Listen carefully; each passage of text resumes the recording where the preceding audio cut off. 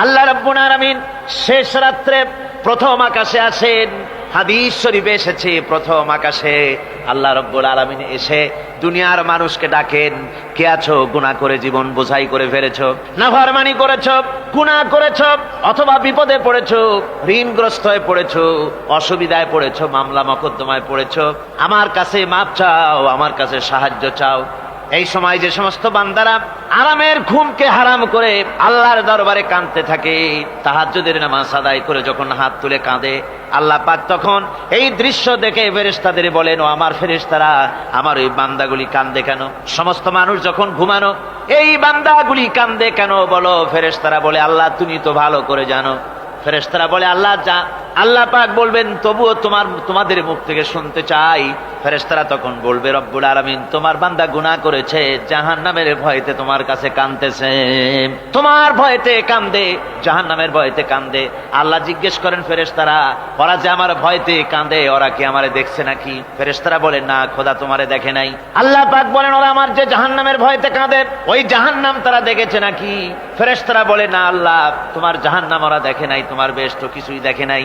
আল্লাহ পাক বলেন, ও আমার ফেরেশতারা, এই বান্দাগুলি আমার দোজখ দেখে নাই, আমাকে দেখে নাই, হাসর মিজান সিরাত কিছুই দেখে নাই, শুধু কোরআনের কথা শুনে, আমার নবীর কথা শুনে, আমার কোরআনের কথা শুনে বিশ্বাস করে আরামের ঘুমকে হারাম করে কিভাবে কাঁদতেছে তাকায় দেখ। আমার রহমতের দরিয়ায় জোশ মেরে গেছে, তোরা সাক্ষী থেকে যা, আমার ওই ক্রন্দনরত বান্দাগুলিকে আমি আল্লাহ মাফ করে দিলাম। আমার ভাইয়েরা, আল্লাহ পাক বলেন, আম্মান হুয়া কানিতুন আনা আল-লাইলি সাজিদাও ওয়া কাইমাম।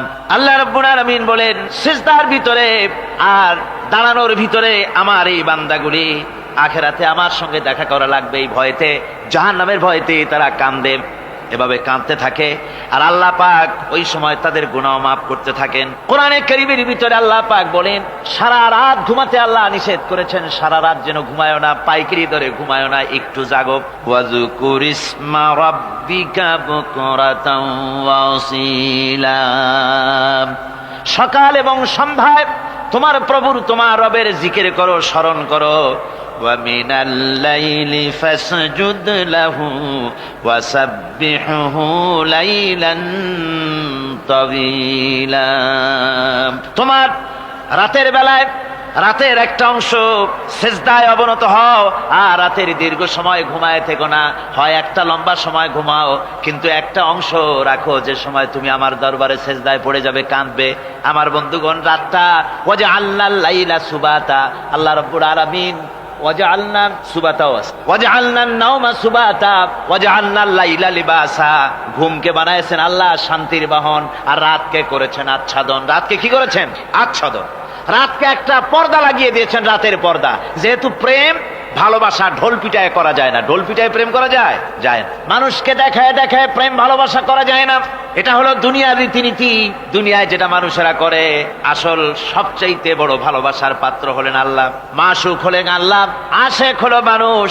আশেক এবং মাশুকের ভিতরে প্রেম বিনিময় হবে, ভালোবাসার আদান প্রদান হবে, কথোপকথন হবে। এজন্য দিনের কোলাহল পূর্ণ অবস্থায় তা হয় না বলে রব্বুল আলামিন বলেন, আমি তোমাদের জন্য রাতকে একটা আচ্ছাদন, একটা পর্দা বানায় দিয়েছি। এই রাতের পর্দার ভিতরে থেকে আমারে ডাকো, আমাকে, আমার কাছেই তুমি আমাকে ডাকো, একটা লম্বা সময় নিয়ে আমাকে বলতে থাকো, আমাকে ডাকতে থাকো। আল্লাহ পাক তার নবীকেও বলেছেন, ইয়া আইয়ুহাল মুযাম্মিলু কুমিল লাইলা ইল্লা কালিলা। হে চাদর আচ্ছাদিত ব্যক্তি, রাত্রিকালে সালাতে দণ্ডায়মান থাকো, কিন্তু কম, সারা রাত জাগার দরকার নেই। একটা অংশ জাগো, যখন তুমি আমার জন্য কাঁদবে, আমার জন্য সিজদায় পড়ে থাকবে।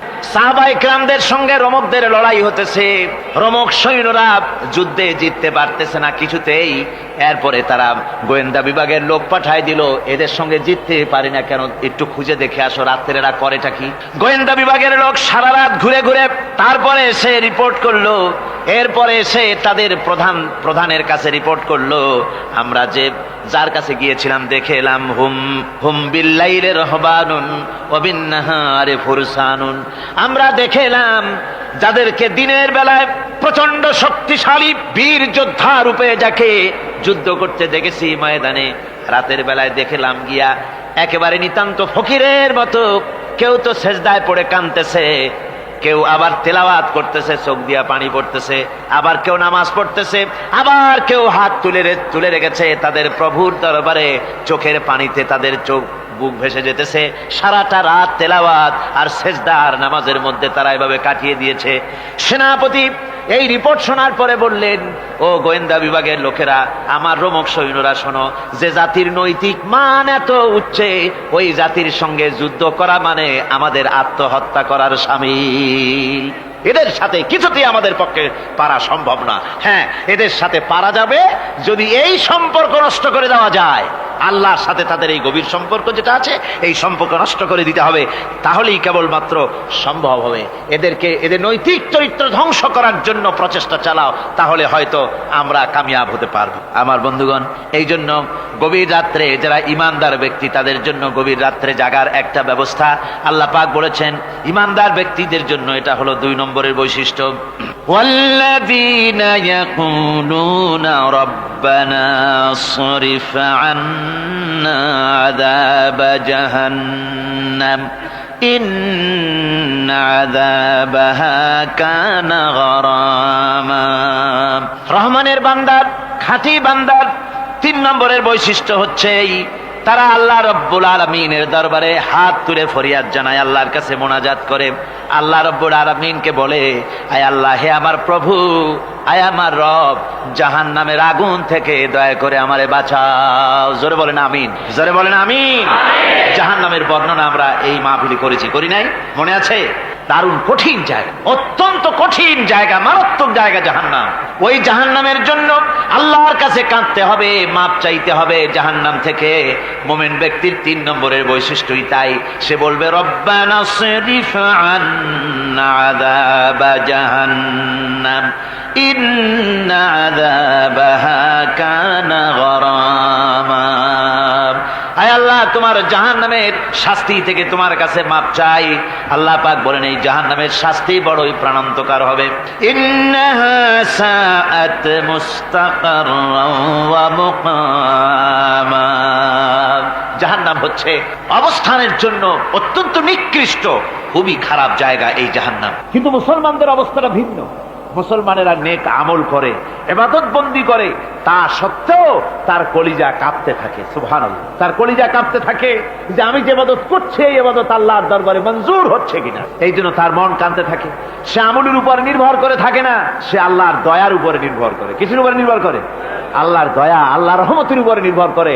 আর সে আল্লাহর কাছে কাঁদতে থাকে, রব্বুল আলামিন, তুমি দয়া করে মেহেরবানি করে আমার হিসাব নিও না। আমার হিসাব করে যদি বেহেশতে দাও, তাহলে তো বেহেশতে যাইতে পারবো না। কিয়ামতের দিন আল্লাহ রব্বুল আলামিন কোন মানুষকে যদি হিসাবের জন্য ধরে ফেলেন, তাহলে ওই বান্দার আর জাহান্নাম ছাড়া কোনো পথ নাই। এই জন্য আল্লাহ শিখায় দিয়েছেন, বান্দা দোয়া কর, ওয়া আদখিলনাল জান্নাতা বিগাইরি হিসাব। আয় আল্লাহ, বিনা হিসাবে তোমার জান্নাত আমাকে দান করো। আবার হুজুর দোয়া করেছেন, আল্লাহুম্মা হাসিবনি হিসাবান ইয়াসীরা। আয় আল্লাহ, তুমি আমার সহজ হিসাব নাও। পড়েন, আল্লাহুম্মা হাসিবনি হিসাবান ইয়াসীরা। হিসাবে ইয়াসীর, সহজ হিসাব। আয় আল্লাহ, তুমি আমার সহজ হিসাব নাও। এই হাদিসের ব্যাখ্যায় এসেছে সহজ হিসাব কি? ব্যাখ্যায় এসেছে সহজ হিসাবটা হচ্ছে, আল্লাহ রাব্বুল আলামিন কিয়ামতের ময়দানে তার কোন বান্দাকে যদি রহমত করতে চান, কোন বান্দার প্রতি যদি দয়া করতে চান, কাউকে যদি ক্ষমা করতে চান, তাহলে আল্লাহ রাব্বুল আলামিন তাকে একটা পর্দার আড়ালে ডেকে নেবেন। একটি পর্দার আড়ালে রেখে নিয়ে আল্লাহ পাক জিজ্ঞেস করবেন, বান্দা তুই কি এই গুনাহগুলি করেছিলি নাকি? এই সব গুনাহ করেছিস নাকি? আল্লাহ জিজ্ঞেস করবেন বান্দাকে, অবস্থাটা কেমন হবে চিন্তা করেন। বান্দা এইগুলি করেছিস নাকি? বান্দা ভয়তে থরথর করে কাঁপতে থাকবে, কলিজা ভয়তে কাঁপতে থাকবে, অস্থির হয়ে যাবে। সে স্বীকার করবে, রব্বুল আলামিন, তুমি যা বলেছো, আমি সব অন্যায় আমার দ্বারা হয়েছে, আমি বুঝতে পারি নাই, আমাকে মাফ করে দাও। রব্বুল আলামিন বান্দাকে বলবেন, যা বান্দা, আমি তোকে মাফ করে দিলাম, আমার জান্নাতে চলে যা। সুবহানাল্লাহ, সুবহানাল্লাহ। সুতরাং জাহান্নামের শাস্তি থেকে সব সময়ের জন্য আল্লাহর কাছে মাপ চাইতে হবে। ওয়াল্লাযীনা ইযা আনফাকু লাম ইউসরিফু ওয়া লাম ইয়াকতুরু ওয়া কানা বাইনা যালিকা কাওয়ামা। রহমানের প্রকৃত খাঁটি বান্দা তারা, যারা নাকি যখন খরচ করে খরচের সময় বেহুদা খরচ করে না, আবার খরচের ভিতরে কার্পণ্যতাও তারা করে না। ওয়া কানা বাইনা যালিকা কাওয়ামা, এই দুইয়ের মাঝে তারা ভারসাম্য রক্ষা করে, মধ্যম নীতি অবলম্বন করে চলে। তার মানে হলো পয়সা আছে বলি এই পয়সা দিয়ে তারা মদ খায় না, জুয়া খেলে না, মিনা বাজার ইত্যাদি শয়তানি বদমাশি সিনেমা হল ইত্যাদি বানায়া পাপের বোঝা বাড়ায় না। তারা অতিরিক্ত কোনো খরচ করে না, আবার অর্থ পূজারী ব্যক্তির মতো কার্পণ্যতাও তারা করে না। দুইয়ের মাঝে তারা ভারসাম্য রক্ষা করে। এক শ্রেণীর লোক আছে মাল শুধু জমায়, খরচ টরচ করে না। কোরআন শরীফে বলা হয়েছে আল্লাযী জামা মালান ওয়া আদ্দাদা, মাল জমা করে আর গুনতে থাকে, মাঝে মধ্যে আবার টেলিফোন করে, হ্যালো সোনালী ব্যাংকের ম্যানেজার সাহেব নাকি? বলে হ্যাঁ, দেখুন তো আমার আমলনামাটায় কত আছে। এখন হিসাব টিসাব করে আর তাড়াতাড়ি, এখন তো আর আমলনামা দেখতে সময় লাগে না, তাড়াতাড়ি দেখা যায়। আগে যেমন ব্যাংকে গিয়ে জানতে কেউ চাইতো যে আমার ডেবিট কত, ক্রেডিট কত, ব্যালেন্স কত ইত্যাদি জানতে চাইলে তাকে একেবারে সেই লেজার খোলা লাগে, বিরাট বিরাট বই, বড় বড় কিতাব যা গরুর গাড়ি দিয়ে টানা লাগে, এত বিশাল বিশাল বই ছিল। এখন সেগুলি সংক্ষিপ্ত হয়ে একেবারে কম্পিউটারের মধ্যে ঢুকানো হয়েছে। কম্পিউটারের ভেতরে রয়েছে একটা ছোট্ট যন্ত্র যার নাম হলো মাইক্রোচিপস, একেবারে এতটুকু ছোট্ট মাইক্রোচিপ। এই মাইক্রোচিপসের ভেতরে হাজার হাজার ক্লায়েন্টসদের ডেবিট ক্রেডিট, তাদের ট্রানজেকশন, তাদের ব্যালেন্স সবকিছু রয়ে গেছে। আপনি যখনই জিজ্ঞেস করবেন সে বাটন একটা দাবালো আর সাথে সাথে স্ক্রিনে এসে গেল আপনার নাম কি, বাপের নাম কি, দাদার নাম কি, কত টাকা জমা করছিলেন, কোন কোন তারিখে উঠাইছেন, আছে কত, নিছেন কত, 14 গোষ্ঠীর ইতিহাস একটা চাপে চলে আসে। তো আমি মানুষকে এভাবে বলি যে এই বুদ্ধিটা যিনি দিলেন, লোকেরা বলে তো কয় যে কিয়ামতের দিন আল্লাহ নাকি আমলনামা দিবে মানুষের সামনে হাজির করিয়া, ইমানদারের সামনের থেকে ডান হাতে, বেঈমানের পিছন থেকে কোন হাতে, বাঁ হাতে। এখন ওই আমলনামা সারা জীবনে যত কথা বলছি, যত কাজ করছি সব তাতে লেখা থাকবে। তাহলে সেটা তো একটা বিশাল একটা বই হবে, তো আমরা হাতে করে ধরবই বা কেমনে, আর ওটা হবেই বা কেমনে, আর ওটা পড়বই বা কেমনে। এখন তো বুঝতে সহজ হয়েছে কেমনে পড়বেন। মানুষের মাথায় যদি এই বুদ্ধি আসে, একটা ছোট্ট মাইক্রোচিপসের ভেতরে যদি হাজার হাজার ক্লায়েন্টসদের কোটি কোটি শত শত সহস্র কোটি একটা মাইক্রোচিপসের ভিতরে ঢুকানো যায়, তাহলে এই বুদ্ধি যিনি দিলেন তিনি বুঝি এর চাইতেও ছোট্ট বইয়ের মধ্যে আপনার আমলনামা উঠাইতে পারবে না নাকি? যারা বলেন পারবে কিনা? নিশ্চয়ই পারবেন, হাজার বার পারবে বন্ধুগণ। সুতরাং এরা মাল জমা করে আর গোনে, জিজ্ঞেস করে ম্যানেজার সাহেব কত হয়েছে, বলে যে এত লক্ষ এত। তখন আবার চিন্তা হয় যে আরো কত টাকা জমাইতে পারলে কোটি হয়, তারপরে আরো 200 কোটি হয়, এভাবে তারা জমাইতে থাকে, খরচ করে না। তো এ ব্যাপারে সন্তানদের জন্য খরচ যেটা লাগে সেটা স্ত্রী পুত্র সন্তান আত্মীয় স্বজন যে আছে, যা তাদের জন্য যে পরিমাণ খরচ করা লাগে তা যদি না করে তাহলে এটা হচ্ছে বখিলি, আর খরচ করতে গিয়ে যদি বেশি করে তাহলে সেটা হচ্ছে বেহুদা খরচ। এখন এই বেহুদা খরচ থেকে আমাদেরকে বাঁচতে বলা হয়েছে। বিষয়টা হচ্ছে নিজের আত্মীয় স্বজন সন্তান সন্ততির জন্য খরচ করতে হবে যা লাগে তাই, আর আল্লাহ রাস্তায় যখন দেওয়ার কথা আসে তখন প্রাণ খুলে দান করতে হবে। দেখেন লোকেরা যখন আল্লাহ রাস্তায় দান করতে বলা হয়, পকেটের মধ্যে হাত দিয়ে তারপর আঙ্গুল অনেক সময় কষাকষি করে। একজনে জিজ্ঞেস করলাম, মিয়া পয়সা দিবাতে এত পকেটে হাত রাখিয়া বাইরে করো না মোটে? কয় যে ঘষে দেখতেছি শিখি না 10 পাই। তাহলে এইভাবে আল্লাহর রাস্তায় দেওয়ার সময় এই যে কার্পণ্যতা, এই কার্পণ্যতা মানুষকে তাকে শেষ করে দেয়, তার ঈমানকে নষ্ট করে দেয়। আর পয়সা আছে বলে বেশি খরচ করতে হবে, যেমন বিবাহে লোকেরা খরচ করে আমাদের দেশে, কোরবানি করতে গিয়ে খরচ করে। হ্যাঁ, কোরবানি করবেন, আপনি ভালো একটা কোরবানি করবেন, আপনার পয়সা যেমন আছেন তেমন, কিন্তু 50,000 টাকা দাম দিয়ে একটা গরু কিনা সেই গরুর গলায় মালা দিয়া এরপরে সারা শহরে প্রদর্শনী করতে হবে, এর কোনো যুক্তি নাই। আছে কোনো যুক্তি? যদি তা হয় তাহলে ওই গরু যিনি কেনেন তারও গলায় মালায় দিয়া দুজনে একসাথেই ঘুরানো দরকার, বুঝলেন? আমার বন্ধুগণ, আপনি কোরবানি করবেন, কোরবানি আপনার 10,000 টাকায় হয়ে যেতে পারে, 15,000 টাকায় হয়ে যেতে পারে, বাকি টাকাগুলি আল্লাহর রাস্তায় খয়রাত করে দেন। কত গরিব আত্মীয় আছে তাদের দিয়ে দেন। 50,000 টাকা দিয়ে বিরাট বাজারের সেরা গরু খরিদ করে কোরবানি দিচ্ছেন। অর্থটা কি? মানুষকে দেখাচ্ছেন আল্লাহর দরবারের গোশত যাবে না, চামড়া যাবে না, রক্ত যাবে না, যাবে আপনার নিয়ত। কি যাবে?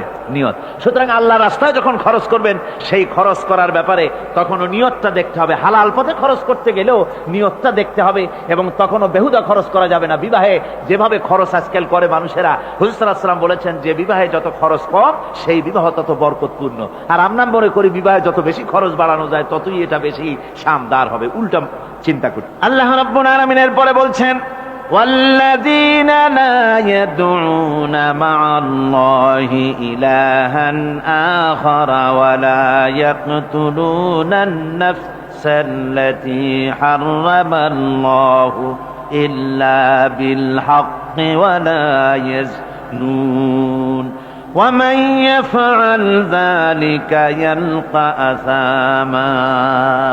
আর রহমানের খাঁটি বান্দা যারা, তাদের পঞ্চম নম্বরের বৈশিষ্ট্য হচ্ছে এই যে তারা আল্লাহর সাথে, আল্লাহকে বাদ দিয়ে অন্য কাউকে ইলাহা বলে, মাবুদ বলে ডাকে না। এই ব্যাপারেও ব্যাখ্যা আমরা এই মাহফিলে দিয়েছি, মনে আছেন আপনাদের?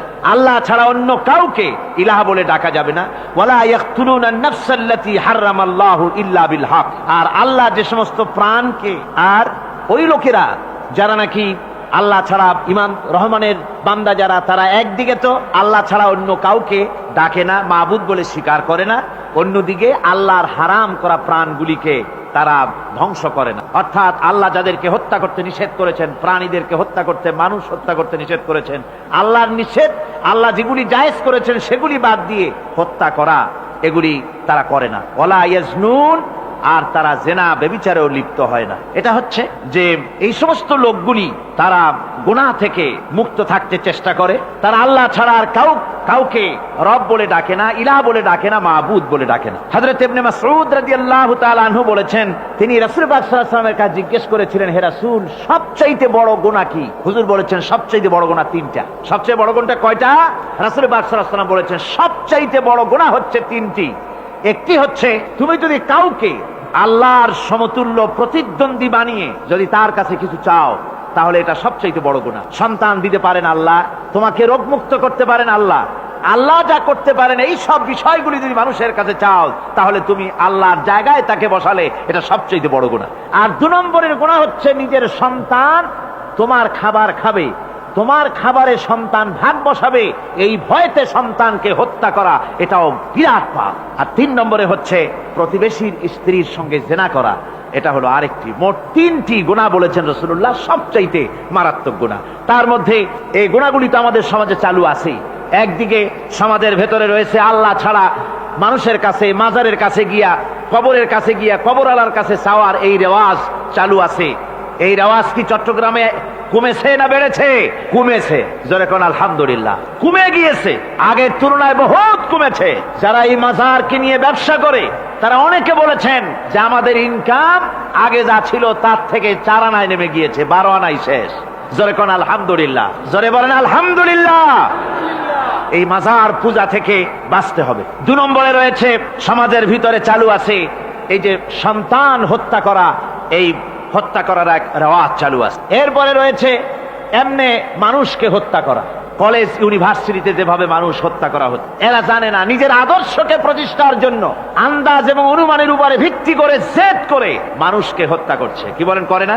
আল্লাহ রাব্বুল আলামিন বলেন, ওয়ামান ইয়াকুতুল মুমিনা মুতাআম্মিদান ফাজাযাউহু জাহান্নাম খালিদিনা ফিহা আবাদান। আল্লাহ রাব্বুল আলামিন বলেন, মুমিন বান্দা কি কেউ যদি ইচ্ছে করে কাউকে হত্যা করে, তাহলে তার জায়গা হবে জাহান্নাম, তার আর কোনো শাস্তি নাই, একমাত্র জাহান্নামই হবে তার শাস্তি, চিরকাল জাহান্নামের ভিতরে থাকতে হবে। জোরে বলেন নাউজুবিল্লাহ। আজকে কলেজের মধ্যে, ইউনিভার্সিটিতে অনবরত আমরা হত্যাকাণ্ডের খবর শুনতে পাচ্ছি, সমানে হত্যা হচ্ছে। এই যে সন্ত্রাস এবং হত্যা যা হচ্ছে কলেজ ইউনিভার্সিটিতে, আপনারা আমাকে বলেন অনুরূপ হারে মাদ্রাসায় এই ধরনের সন্ত্রাস হচ্ছে? এত আস্তে জবাব দিলেন, তাহলে বোধহয় হচ্ছে দেশে। মাদ্রাসায় সন্ত্রাসের কারণে, কোন টাইটেল মাদ্রাসা, ফাজেল মাদ্রাসা সন্ত্রাসের কারণে বন্ধ হয়েছে এমন কোন নজির আপনারা পেয়েছেন? পান নাই। কেন পান? কলেজ বন্ধ হচ্ছে, ইউনিভার্সিটি বন্ধ হচ্ছে সন্ত্রাসের কারণে, মাদ্রাসা বন্ধ হয় না কেন? তার কারণ হচ্ছে কলেজ ইউনিভার্সিটিতে কোরআন পড়ানো হয় না, হাদিস পড়ানো হয় না, তাই তারা হত্যা করলে কি পাপ হয় তাও জানে না। হত্যা পাপ, হত্যার পাপ তো দূরের কথা, মানুষ কোরআন শুনতে আসে, কোরআন শুনতে আসাটাও তাদের বরদাস্ত হয় না। আমি জানতে পারলাম, এ মাহফিল আসার সময় জানতে পেরেছি, চট্টগ্রাম বিশ্ববিদ্যালয়ের কাছে থেকে শ্রোতৃমণ্ডলী মাহফিলের শ্রোতারা বাসে যখন আসতেছিল, সেখানকার কিছু সংখ্যক ছেলেরা ইট পাটকেল মেরেছে বাসের উপরে, বহুত লোক সেখানে আহত তারা করেছে। নাউজুবিল্লাহি মিন যালিক। কি শিক্ষা দেওয়া হচ্ছে সেখানে? কিন্তু মাদ্রাসায় তো হচ্ছে না। কেন হয় না? তার কারণ হচ্ছে মাদ্রাসাগুলিতে কোরআনে কারীম পড়ানো হয়, রাসূলুল্লাহর হাদিস পড়ানো হয়, সেখানে জানানো হয়, এই কথাগুলি পড়ানো হয়। যদি কেউ কাউকে হত্যা করে, জাহান্নাম ছাড়া কোনো জায়গা থাকবে না, চিরকাল জাহান্নামে থাকতে হবে, এই ভয়তে ওরা হত্যার ভিতরে যায় না। এই জীবন জীবন নয়, পরকাল আছে। কিয়ামতের দিন আল্লাহর দরবারে দাঁড়ায়া জীবনের সবকিছুর হিসাব দিতে হবে। এই জন্য তারা এসব জানে বলে, এসব তাদের রক্তে মাংসের ভিতরে ঢুকানো আছে বলে তারা চুরি ডাকাতি জেনা ব্যভিচার হত্যার দিকে তত যায় না যত এরা যায়। ঠিক কিনা বলে? কলেজ ইউনিভার্সিটিতে আজকে কোরআন শরীফ পড়ানো হয় না। মাদ্রাসা এবং মসজিদে, মাদ্রাসাগুলিতে যে কারণে সন্ত্রাস হয় না, ওই কারণটা যদি কলেজ ইউনিভার্সিটিতে ঢুকানো যায় তাহলে সন্ত্রাস বন্ধ হতে পারে। ঠিক কিনা কর? আমার ভাইরা, আজ বাংলাদেশে যে কয়টা ইউনিভার্সিটি আর যতগুলি কলেজ আছে, এদেশের সাধারণ মানুষের রক্তার্জিত পয়সা দিয়েই এই কলেজ ইউনিভার্সিটি চালানো হয়, কিন্তু সেখানে কোরআন শরীফের তাফসীর পড়ানো হয় না, হাদিস শরীফ পড়ানো হয় না। হয় সব পড়ানো হয়, কিন্তু কোরআনে কারীমের তাফসীর পড়ানো হয় না, হাদিস শরীফ পড়ানো হয় না। যদি ওই কলেজ ইউনিভার্সিটির ছাত্রগুলিকে কোরআন শরীফ পড়ানো হতো, কোরআনের তাফসীর পড়ানো হতো, কলেজ ইউনিভার্সিটিতে হাদিস শরীফ যদি পড়ানো হতো, ইসলামের অর্থনীতি সমাজনীতি যদি পড়ানো হতো, তাহলে কলেজ আর ইউনিভার্সিটি গোটা জাতিকে মাস্তান আর গুন্ডা উপহার দিত না, খালিদ বিন ওলীদের মতো মুজাহিদ উপহার দিত। জোরে বলেন সুবহানাল্লাহ। আজকে গোটা জাতির চিন্তা চেতনা ধারণার বহির্ভূত সেখান থেকে সন্তান আমরা পাচ্ছি। আজকে সেখানে ছেলে পাঠাচ্ছে বাপ, ছেলে পাঠাচ্ছে, ছেলে লেখাপড়া করে সেখান থেকে ভালোভাবে পাশ করে আসবে, চাকরি বাকরি করবে, মা বাপের সুখের কারণ হবে।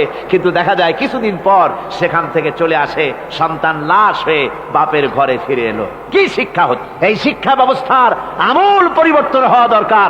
আপনারা অবাক হবেন, শিক্ষা ব্যবস্থার পরিবর্তন হওয়া দূরের কথা, কোরআন হাদিস কলেজ ইউনিভার্সিটিতে পড়ানো তো দূরের কথা, নামাজের জন্য কোনো তাগিদ নাই। কোন কলেজে কোন ইউনিভার্সিটিতে এরকমের তাগিদ আছে যে যারা মুসলমান ছাত্র, জোহরের আযান হয়ে যাবে, সব ছাত্র শিক্ষককে বাই হুক এন্ড ক্রুক মসজিদে যেতে হবে, 5 ওয়াক্ত নামাজ বা জামাত আদায় করতে হবে, এমন হুকুম আছে? আছে। এর পরেও ছেলেরা যে যতটুকুন ভালো আছে, ও তো বাস ভাঙছে ইউনিভার্সিটির সামনে পাইয়া, ওরা লাঠি ঠ্যাঙ্গা নিয়ে যে দূর আসে না, এই তো কপাল। কথা বুঝতে পেরেছেন? ওদের তো কিছু শিখানো হয় না, কিচ্ছু। অর্থাৎ চরিত্র সৃষ্টি তাদের করানো হয় না, নামাজের তাগিদ নাই, রোজার তাগিদ নাই। ও যেন একটা আলাদা জগৎ। যুবতী মেয়ে, যুবতী ছেলে, যুবক ছেলে পড়াশোনা করে কো এডুকেশন, সহশিক্ষায়, একসাথে যুবক পুরুষ আর যুবতী মহিলা একসাথে ওঠা বসা করছে, একসাথে পিকনিক করতে কোথায় হারায় যাচ্ছে, কি করতেছে না করতেছে দেখারও কেউ নাই। জোরে কর নাউজুবিল্লাহ। আজ তাই এক কথায় ইউনিভার্সিটিকে এদেশের একজন কবি বলেছিলেন ডাকাতদের গ্রাম। এখন শুধু ডাকাত না, মানে ডাকাতদের একেবারে আড্ডাখানা হয়ে গিয়েছে, অস্ত্রবাজির আড্ডাখানা হয়ে গিয়েছে। তাদের চরিত্র নষ্ট করার জন্য, ইসলামের থেকে তাদের মনকে ফিরিয়ে দেওয়ার জন্য বইপত্রের অভাব নাই, কোরআন হাদিসের অভাব আছে সেখানে, কিন্তু তাদের মন মগজ ইসলাম থেকে যেন ফিরে যায় এজন্য তাদেরকে বইপত্র দেওয়া হয়। যেমন সেই যুগের নাম করা কবি ছিল ইমরাউল কায়েস, খুব নাম করা কবি ছিল। তার কবিতার বই সাবায়ে মুআল্লাকা আজও পর্যন্ত মাদ্রাসা শিক্ষার, উচ্চ শিক্ষায় এবং ইউনিভার্সিটি শিক্ষায়, সেখানে আধুনিক শিক্ষার উচ্চ শিক্ষায়, সেখানে এ বই এখনো পড়ানো হয়। এই বইটির লেখক অর্থাৎ নাম করা কবির ছিল অনেকগুলি শত্রু। একদিন তার প্রাণের শত্রু তাকে ঘিরে ফেলেছে মরুভূমির ভেতরে, বলছে, তারা দুজন ছিল সংখ্যায়, বলল যে তোমাকে আমরা হত্যা করব। ইমরাউল কায়েস যখন দেখলো যে এদের হাত থেকে বাঁচার কোনো পথ নাই, তখন সে বলল, দেখো তোমরা তো আমাকে মারবে, কিন্তু একটা কথা আমি তোমাদেরকে বলি, আমাকে মারার পরে আমার দুটো মেয়ে আছে, মেয়ে দুটিকে একটি খবর পৌঁছে দেবে। কি খবর? বলে আমাকে মারার পর আমার বাড়ি গিয়ে মেয়ে দুটিকে গিয়ে বলবে, ইয়া বানাতি ইমরাউল কায়েস ইন্না আবাকুমা। বাস এই কথাটুকুন বলে দেবে। তো যারা হত্যা করবে তারা চিন্তা করলো যে এই কথার দ্বারা তো আমরা হত্যা করেছি, তা তো প্রমাণিত হবে না, সুতরাং মারতে অসুবিধাটা কি? তারা মেরে ফেললো।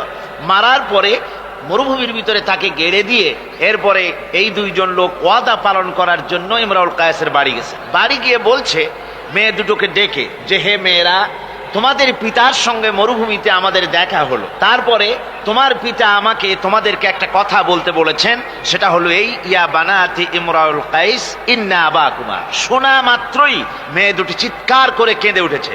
তাদের চিৎকার শুনে আশেপাশের লোকেরা এসে জিজ্ঞেস করলো, তোমরা কাঁদছো কেন?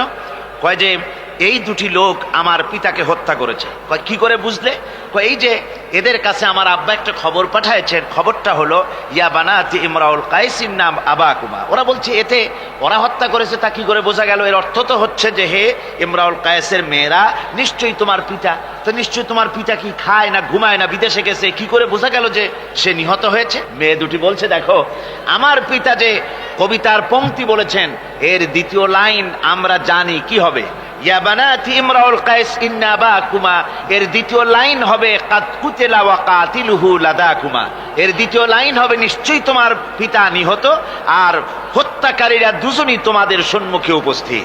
এখন আপনারা চিন্তা করেন যে মহিলারা পর্যন্ত সেই যুগে কতখানি বুদ্ধিমতী, কতখানি তারা বুৎপত্তি সম্পন্না ছিল সেই যুগের মহিলারা পর্যন্ত, পুরুষ তো দূরের কথা। তো জ্ঞান বুদ্ধি সবই ছিল, সব থাকা সত্ত্বেও এই যে তারা চুরি করত, ডাকাতি করত, জিনা করত, ব্যভিচার করত একটি জিনিসের অভাবে। কয়টি জিনিসের অভাবে?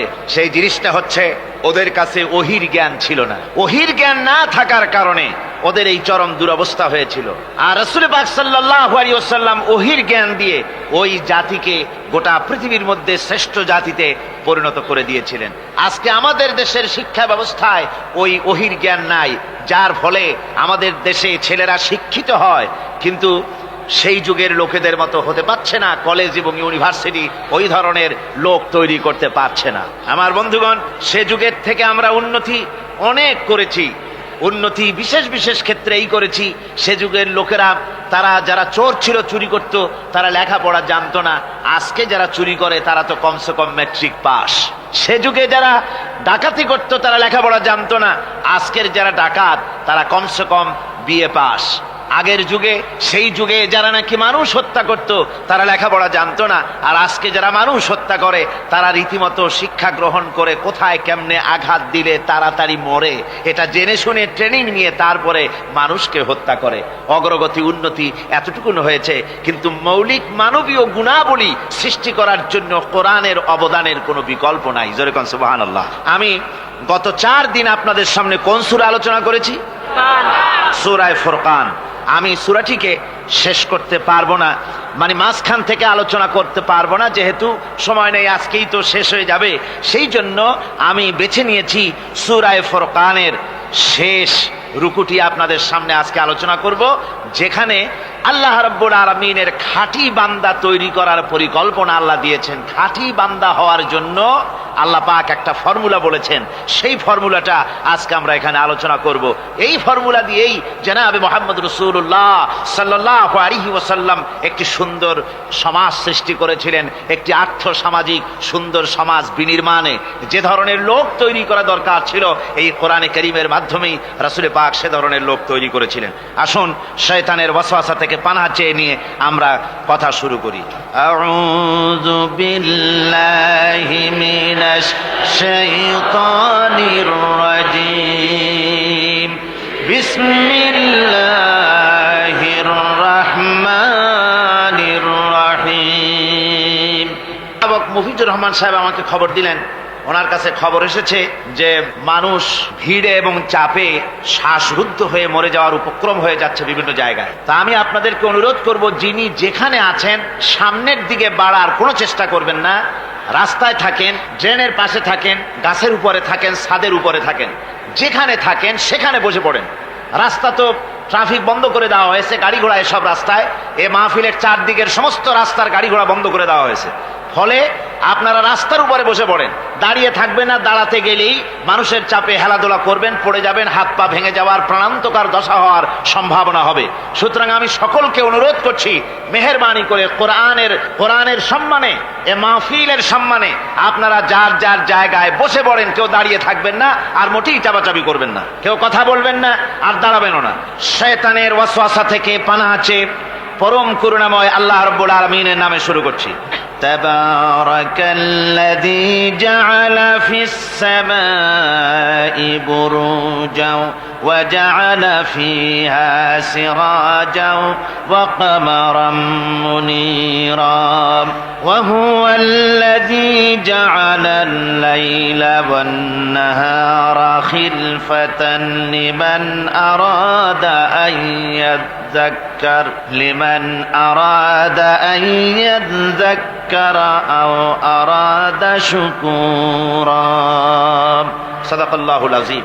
অতীব বরকতশালী সেই মহান সত্তা যিনি আকাশ সমূহকে বুর্জ সমূহ দিয়ে যিনি সংস্থাপন করেছেন, বুর্জ স্থাপন করেছেন এবং তাতে একটি প্রদীপ স্থাপন করেছেন আর আলোকমণ্ডিত এক উজ্জ্বল চাঁদ স্থাপন করেছেন। ওয়াহুয়াল্লাযী জাআলাল লাইলা ওয়ান নাহারা খিলফা, আর তিনি রাত এবং দিনকে পরস্পরের স্থলাভিষিক্ত বানিয়েছেন।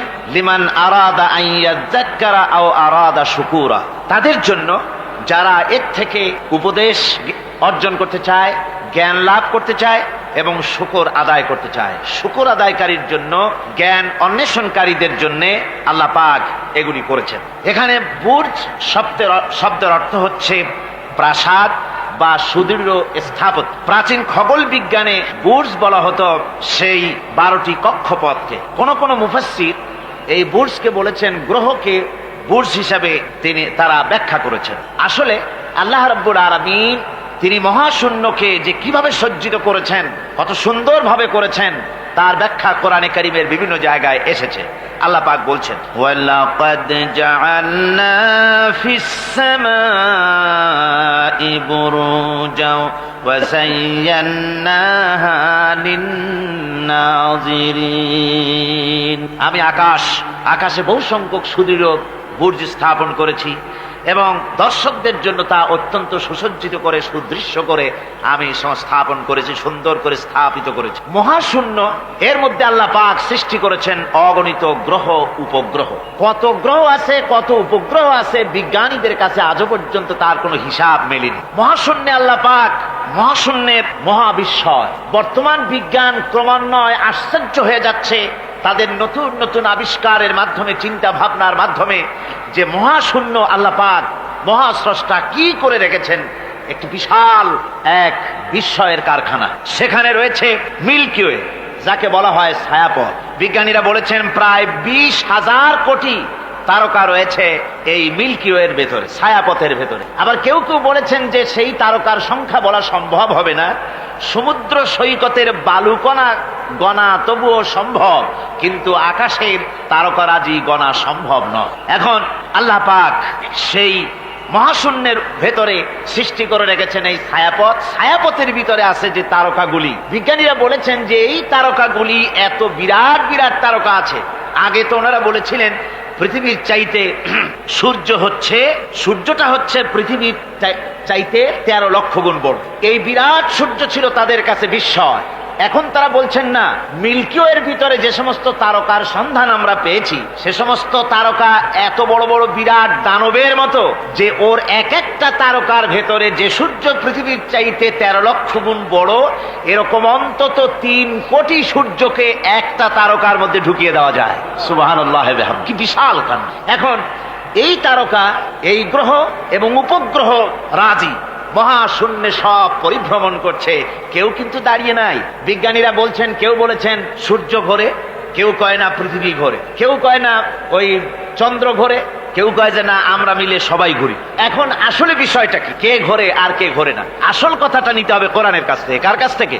ওই চন্দ্র সূর্যের স্রষ্টা যিনি, মহাবিশ্বের স্রষ্টা যিনি, তিনি বলতে পারবেন যে আসলে ঘোরে কে। আল্লাহ রাব্বুল আলামিন বলেন, ওয়া কুল্লুন ফি ফালাকিন ইয়াসবাহুন, মহাশূন্যের পরে যা কিছু আছে সব সন্তরণশীল, সব গতিশীল, কেউ দাঁড়িয়ে নাই, সব সাঁতার কাটতেছে, সব ছোটাছুটি করছে। তা আবার এত দ্রুত গতি, এক একটা যে গতির কথা আমরা চিন্তা করতে পারবো না। ভীষণ তীর্যক গতিতে সব ছুটছে তো ছুটছে, কিন্তু ওখানে আবার কোনো ট্রাফিক পুলিশ নাই। আছে নাকি ট্রাফিক পুলিশ? আমাদের দেশে রাস্তাঘাটে কত ট্রাফিক পুলিশ আর কত ট্রাফিক সিগন্যাল লাইট। একদিকে ট্রাফিক পুলিশের হাতছানি, আর একদিকে ট্রাফিক লাইটের চোখ রাঙানি, এরপরেও অ্যাক্সিডেন্টের অভাব নাই, ঠিক কিনা কর? বেচারা বেবি ট্যাক্সি, গরিব মানুষ রাস্তার এক পাশ দিয়ে যায়, আর ওই দত্তের মতো ট্রাক এসে এক ধাক্কা মারে, গরিব বেচারা বেবি ট্যাক্সি 3 ঠ্যাং উপরের দিকে দিয়ে রাস্তার পাশে বসে আল্লাহ আল্লাহ করে। আমাদের ট্রেন লাইনে অ্যাক্সিডেন্ট, ওই গাড়ির লাইনে অ্যাক্সিডেন্ট, এত কিছু থাকা সত্ত্বেও কিন্তু ওই মহাশূন্যে কোনো সিগন্যাল লাইট নাই, কোনো ট্রাফিক পুলিশ নাই। এই বিশাল চাঁদ, এই বিশাল সূর্য, এবং সূর্যকে গিলে খেতে পারে, কোটি কোটি সূর্য গিলে খেতে পারে এমন তারকা, অথচ অ্যাক্সিডেন্ট নেই। আছে অ্যাক্সিডেন্ট? আল্লাহ রাব্বুল আলামিন এখানে মহাশক্তিশালী অদৃশ্য সীমারেখা সৃষ্টি করেছেন। কোরআনে কারীমে রাব্বুল আলামিন বলেন, লাশ-শামসু ইয়ামবাগি লাহা আন তুদরিকাল কামারা ওয়ালাল লাইলু সাবিকুন নাহার وَكُلٌّ فِي فَلَكٍ يَسْبَحُونَ। প্রবল জ্ঞানী হইবে যাহারা, আপন মনেতে বুঝিবে তাহারা, রাত্রি পারে না আগে যাইবার, দিনের স্থান করি অধিকার। চন্দ্র বাঁধে না সূর্যের গায়েতে, সূর্য পারে না চন্দ্রকে ধরিতে, যার যে স্থান বহল রাখিয়া ভ্রমণ করিছে খোদাকে ডরিয়া। সুবহানাল্লাহি ওয়া বিহামদিহি ইলা আজালিম মুসাম্মা, একটা নির্দিষ্ট সময় সীমা পর্যন্ত আপন আপন কক্ষপথে সব ছুটবে আর ছুটবে, কারো সঙ্গে কারো সংঘর্ষ হবে না। যেরকম সুবহানাল্লাহ। এরপরে ওই মহাশূন্যে অসংখ্য তারকারাজি আল্লাহ সৃষ্টি করে রেখেছেন। এত সুন্দর সুন্দর তারকা আল্লাহ বানিয়েছেন। আল্লাহ রাব্বুল আলামিন বলেন, ওয়ালাকাদ যায়্যানাস সামাআদ দুনিয়া বিমাসাবিহা ওয়া জাআলনাহা রুজুমান লিশ-শায়াতিন। এই দুনিয়ার আকাশখানিকে তারকা প্রদীপ দিয়া সাজায় রেখেছি মনের মতন, দেখো তুমি তাকাইয়া, কি সুন্দর করে তারকাগুলি বানিয়ে রাখলাম, তাকিয়ে দেখো। বিজ্ঞানীরা বলেছেন এমন এমন অনেক তারকা আছে যা আমরা চোখে দেখি না, খালি চোখে ধরা পড়ে না।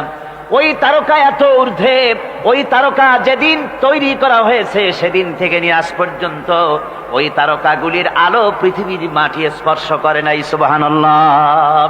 অথচ আলোর গতি হচ্ছে প্রতি সেকেন্ডে 1,86,000 মাইল। এই এর সেকেন্ড এক, আপনার একে বলা হয় লাইট ইয়ার, আলোক বর্ষ। এই হিসাবের সেকেন্ড, এই হিসাবের মিনিট, এই হিসাবের সপ্তাহ, মাস এবং বর্ষ, এরকম অসংখ্য লাইট ইয়ার, আলোক বর্ষ চলে গিয়েছে, আজও পর্যন্ত সেই তারকার আলো পৃথিবীর মাটি স্পর্শ করে নাই।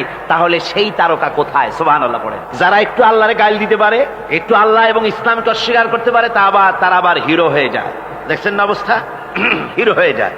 ওরা বলে আল্লাহ নাই, আকাশ দেখে বলে যে মহাকাশ, আসলে তো মহাকাশ না, ওটা অনেক দূরে, তাই নীলা নীলা দেখা যায়, অন্ধকার অন্ধকার, ওরকম নীল রঙের দেখা যায়, আসলে আকাশ বলতেও কিছু নাই। এরপরে ইউরি গ্যাগারিন, যিনি প্রথম মহাশূন্য পরিভ্রমণ করেছিলেন, তিনি মহাশূন্য পরিভ্রমণ করে ফিরে এসে বলেছিলেন, মহাশূন্য পরিভ্রমণ করে ফিরে এলাম। মুসলমানেরা যাকে আল্লাহ বলে, খ্রিস্টানের যাকে গড বলে, আল্লাহ আর খ্রিস্টান সেই গডের অস্তিত্ব লক্ষ লক্ষ মাইলের কোথাও দেখি নাই, পাই নাই। আমি বলি বেকুব, আল্লাহরে তুমি দেখবা? তুমি তো তোমার নিজের শরীরও দেখো না। তোমার মাথাটার পেছনটা দেখতে কেমন, তোমার পিঠটা দেখতে কেমন, তোমার বডির একদম পেছনের অংশটা দেখতে কেমন, তা কি জিন্দিগিতে আয়না ছাড়া দেখতে পেরেছো কোনোদিন? নিজের শরীরই দেখতে পাও না, আর শরীরের স্রষ্টা মহান আল্লাহকে দেখতে চাও, দারুণ দুঃসাহস পোষণ করতেছে। আল্লাহ পাকের ওই মহান সৃষ্টি, এই বিশাল সৃষ্টির তুলনায় আমাদের অবস্থান কোথায়? আমাদের অবস্থান হচ্ছে মহাসমুদ্রের ভিতরে কাগজ দিয়ে নৌকা বানায়া যদি ছেড়ে দেওয়া যায়, তো মহাসমুদ্রে কাগজের নৌকাটার যে অবস্থা, এই আল্লাহর মহাবিশ্বে মহাশূন্যের ভেতরে স্পেস, মহাশূন্য, আল্লাহর মহাসৃষ্টি, এর ভেতরে আমাদের অবস্থানও আটলান্টিক মহাসাগরে কাগজের নৌকাটা যেমন, আমাদের পৃথিবীর অবস্থাটা তেমন। সুবহানাল্লাহ। আল্লাহ কত বিরাট! সুবহানাল্লাহ। আমার বন্ধুগণ, আল্লাহ পাক বলছেন যে এইভাবে করে আমি চন্দ্র সৃষ্টি করেছি এবং সূর্য সৃষ্টি করেছি। ওয়াজআলা ফিহা সিরাজা ওয়া কামারাম মুনীরা, সেখানে একটা প্রদীপ আমি জ্বালিয়েছি, সেই প্রদীপটা হচ্ছে সূর্য। এই সূর্যটা হচ্ছে বিশাল, যা পৃথিবী থেকে 9,30,00,000 মাইল দূরে যে সূর্য অবস্থান করছে, এত দূরে থাকা সত্ত্বেও এই সূর্যের দিকে মানুষ খালি চোখে তাকাতে পারে না, এত উত্তপ্ত। সূরা নাবার মধ্যে আল্লাহ বলেছেন এটাকে ওয়াজআলনা সিরাজাও ওয়াহাজা, উত্তপ্ত, অতি উজ্জ্বল, অতি উত্তপ্ত প্রদীপ, এই সূর্যটাকে আল্লাহ বলেছেন। তার তাপ এত বেশি যে পৃথিবীর কোনো কোনো জায়গায় সূর্যের তাপ 140 ডিগ্রি ফারেনহাইট পর্যন্ত উঠে যায়, এত তাপ হয়। তো এই সূর্যের দিকে মানুষ যদি খালি চোখে তাকায় তাহলে তার চোখের দৃষ্টিশক্তি বিনষ্ট হয়ে যাওয়ার সম্ভাবনা থাকে। এই সূর্য দিয়ে আল্লাহ পাক ফসল পাকান, এই সূর্য দিয়ে জীবকুলের প্রাণ শক্তির সঞ্চার করেন আল্লাহ পাক। এই সূর্য, বিজ্ঞানীরা বলেছেন, একটা বই আছে, লেখকের নাম আমার মনে নাই, man does not stand alone. এই বইয়ের ভিতরে এই বিজ্ঞানী লিখেছেন, আল্লাহর সৃষ্টি রহস্য সম্পর্কে লিখেছেন যে সূর্য যেখানে এখন আছে, স্রষ্টা নিশ্চয়ই একজন আছেন, তিনি বলছেন যে সূর্য যেখানে আছে ওখান থেকে যদি কিছু নিচে নেমে আসতো সূর্য, তাহলে গোটা পৃথিবী পুড়ে ছাই হয়ে যেত। আর যেখানে আছে ওখান থেকে যদি কিছু উপরে উঠে যেত, গোটা পৃথিবী হিম শীতলতায় গোটা পৃথিবী ফ্রিজ হয়ে যেত। অথচ একটা মাপা একটা জায়গায় আল্লাহ পাক এই সূর্যকে রেখেছেন, সুবহানাল্লাহ পড়েন। আবার চন্দ্রকেও এমন একটা মেজারমেন্ট করা জায়গায় আল্লাহ রেখেছেন, এই চন্দ্র যদি উপরে উঠে যেত, যেখানে আছে সেখান থেকে গোটা পৃথিবীটা মরুভূমি হয়ে যেত। আর যেখানে আছে সেখান থেকে যদি নিচে নেমে আসতো কিছুটা, তাহলে গোটা পৃথিবী বন্যায় প্লাবনে গোটা পৃথিবী ভেসে চলে যেত। সুবহানাল্লাহ ওয়া বিহামদিহি। এই চন্দ্রকে আল্লাহ পাক এভাবে রেখেছেন, সূর্যকে এভাবে রেখেছেন। আবার এই সূর্যের রয়েছে অতি বেগুনি রশ্মি, সেই অতি বেগুনি রশ্মি যেন এমন একটা পাওয়ার আছে সূর্যের, যে সূর্যের তাপ যদি পৃথিবীর মানুষ গায়ে লাগে, ওই রশ্মিটা যদি লাগে, সৃষ্টি জগতের ক্যান্সার হবে, সৃষ্টি জগৎ মরে যাবে, বাঁচতে পারবে না, অসুখ করবে। সেজন্য ওজোন স্তর একটা আল্লাহ বানিয়ে রেখেছেন, ওজোন একটা স্তর, যেটাকে বিজ্ঞানীরা এখন বলছেন গ্রিন হাউস এফেক্ট। এই ওজোন স্তরে ফাটল ধরেছে, বিজ্ঞানীরা লক্ষ্য করেছেন ওজোন স্তরে ফাটল ধরে সূর্যের সেই ক্ষতিকারক পাওয়ারটা পৃথিবীর মাটির কাছে চলে আসতেছে। এখন এটাকে ঠেকাবার ব্যবস্থা করা হচ্ছে। আমার বন্ধুগণ, এটা কেন হচ্ছে? আল্লাহ রাব্বুল আলামিন বলেন, ওয়ামা আসাবাকুম মিন মুসিবাতিন ফাবিমা কাসাবাত আইদিকুম। তোমাদের উপরে যত বিপদ আসে, মুসিবত আসে, সব তোমাদের হাতের কামাই করা, দুই হাতের কামাই করা, দু হাত দিয়ে যা কামাই করেছো তার ফল তোমাদের পেতে হচ্ছে। গ্রিন হাউস এফেক্ট কেন হলো? কারণ হচ্ছে আমাদের গাড়ি থেকে যে কার্বন ডাই অক্সাইড, কালো ধোঁয়া আমরা বের করি, আমাদের মিল কলকারখানা থেকে যে চিমনি থেকে কালো ধোঁয়া বের হয়, এগুলিকে শোষণ করার জন্য, এগুলিকে নষ্ট করার জন্য হলো গাছ। গাছ হলে মানুষের বন্ধু। আমরা জনমের মতো গাছ কাটি, লাগাই না। এভাবে করে প্রকৃতির ভারসাম্য আমরা নষ্ট করেছি। আমরা প্রকৃতির ভারসাম্য নষ্ট করবার জন্য ইচ্ছে করে দেশের পাহাড়গুলিকে ধ্বংস করছি। অথচ আল্লাহ পাক বলেছেন, এই পাহাড় পৃথিবীর ভারসাম্য রক্ষার জন্য, প্রকৃতির ভারসাম্যকে রক্ষা করার জন্য আমি পাহাড় সৃষ্টি করেছি। জোরে বলেন সুবহানাল্লাহ। মানুষ এভাবে নিজের সর্বনাশ নিজেই করতেছে। আল্লাহ পাক বলছেন, এভাবে করে আমি সব কিছুকে একটা সুন্দর পদ্ধতি দিয়ে সৃষ্টি করেছি। আর ওই যে আলোকমণ্ডিত চাঁদ, ওই চাঁদ সম্পর্কে প্রশ্ন তুলেছে কাফেরেরা, যে চাঁদটা কি? ওয়ায়াসআলুনাকা আনিল আহিল্লাম কুল হিয়া মাওয়াকিতু লিন্নাস। আল্লাহ রাব্বুল আলামিন বলেন, নবী, আপনাকেই প্রশ্ন করা হয় চাঁদের ক্রমবর্ধমান এবং ক্রমহ্রাস সম্পর্কে, যেটা কি আপনি তাদেরকে বলে দেন। আমি এই চাঁদকে একটা প্রাকৃতিক ক্যালেন্ডার বানায়া, চিরস্থায়ী ক্যালেন্ডার বানিয়ে তাম পৃথিবীর মানুষের জন্য আকাশে ঝুলায় রেখেছি, মহাশূন্যে টানায় রেখেছি, যেন প্রতিদিন রাত্রিবেলায়, দিনের বেলায়, রাতের বেলায় তারা দিন, রাত, মাস, বছর গণনা করতে পারে। এই জন্য বিনা পয়সার একটা ক্যালেন্ডার আমি ঝুলায় রাখছি। জোরে বলেন সুবহানাল্লাহ। এমনি করে চাঁদ এবং সূর্যকে আমি সৃষ্টি করে দিই। আল্লাহ পাক বলেন, وهو الذي جعل الليل والنهار خلفة لمن أراد أن يذكر أو أراد شكورا। আর আমি দিন এবং রাতকে একে পরস্পরের স্থলাভিষিক্ত বানিয়েছি, যারা শুকর আদায় করবে আর যারা এর দ্বারা জ্ঞান অর্জন করবে তাদের জন্য।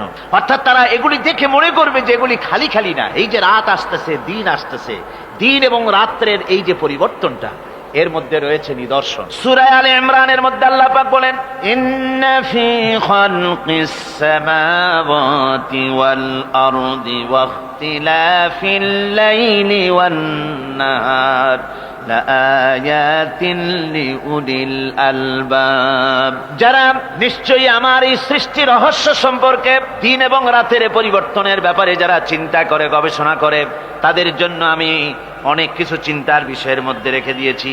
তারা এসব আমার সৃষ্টি নৈপুণ্যতা দেখে তারপরে তারা হতবাক বিস্ময় বিমুখ হয়ে তারা বলে, এগুলি দেখে আর বলে, আল্লাযীনা ইয়াযকুরুনাল্লাহা কিয়ামান ওয়া কুউদান ওয়া আলা জুনুবিহিম ওয়া ইয়াতাফাক্কারুনা ফি খালকিস সামাওয়াতি ওয়াল আরদ। তারা বসা অবস্থায়, দাঁড়ানো অবস্থায় আমার প্রশংসা করে আর বলে, রব্বানা মা খালাকতা হাযা বাতিলান সুবহানাকা ফাকিনা আযাবান নার। আয় আল্লাহ পাক, তুমি কোনো কিছু খেল তামাশার বিষয়বস্তু করে তৈরি করো নাই, অতএব জাহান্নামের শাস্তি থেকে তুমি আমাকে রক্ষা করো। আল্লাহর নবী বলেছেন, আল্লাহর সৃষ্টি নৈপুণ্যতা সম্পর্কে যদি কোনো বান্দা 1 ঘন্টা চিন্তা করে, 1 ঘন্টা যদি গবেষণা করে, চিন্তা করে, রব্বুল আলামিন তার আমলনামায় 60 বছরের নফল ইবাদতের সওয়াব লিখে দেন। জোরে বলেন সুবহানাল্লাহ। আল্লাহ পাক এই সমস্ত কথা বলে এখন ওই ফর্মুলা বলতেছেন যে আসলে আমার বান্দা হওয়ার জন্য, খাঁটি বান্দা হওয়ার জন্য তার কয়েকটি বৈশিষ্ট্য থাকতে হবে। আল্লাহ পাক এখানে 8টি বৈশিষ্ট্য বর্ণনা করেছেন। আল্লাহর খাঁটি বান্দা হওয়ার জন্য বৈশিষ্ট্য কয়টা লাগবে? 8টি। বেহেশত কয়টা? বেহেশত কয়টি? আল্লাহ পাক বৈশিষ্ট্য বানিয়েছেন 8টি। এখানে 8টি বৈশিষ্ট্যের কথা বলা হয়েছে। মহান আল্লাহ রাব্বুল আলামিন বলেন, ওয়া ইবাদুর রাহমানিল্লাযীনা ইয়ামশুনা আলাল আরদি হাওনান ওয়া ইযা খাতাবাহুমুল জাহিলুন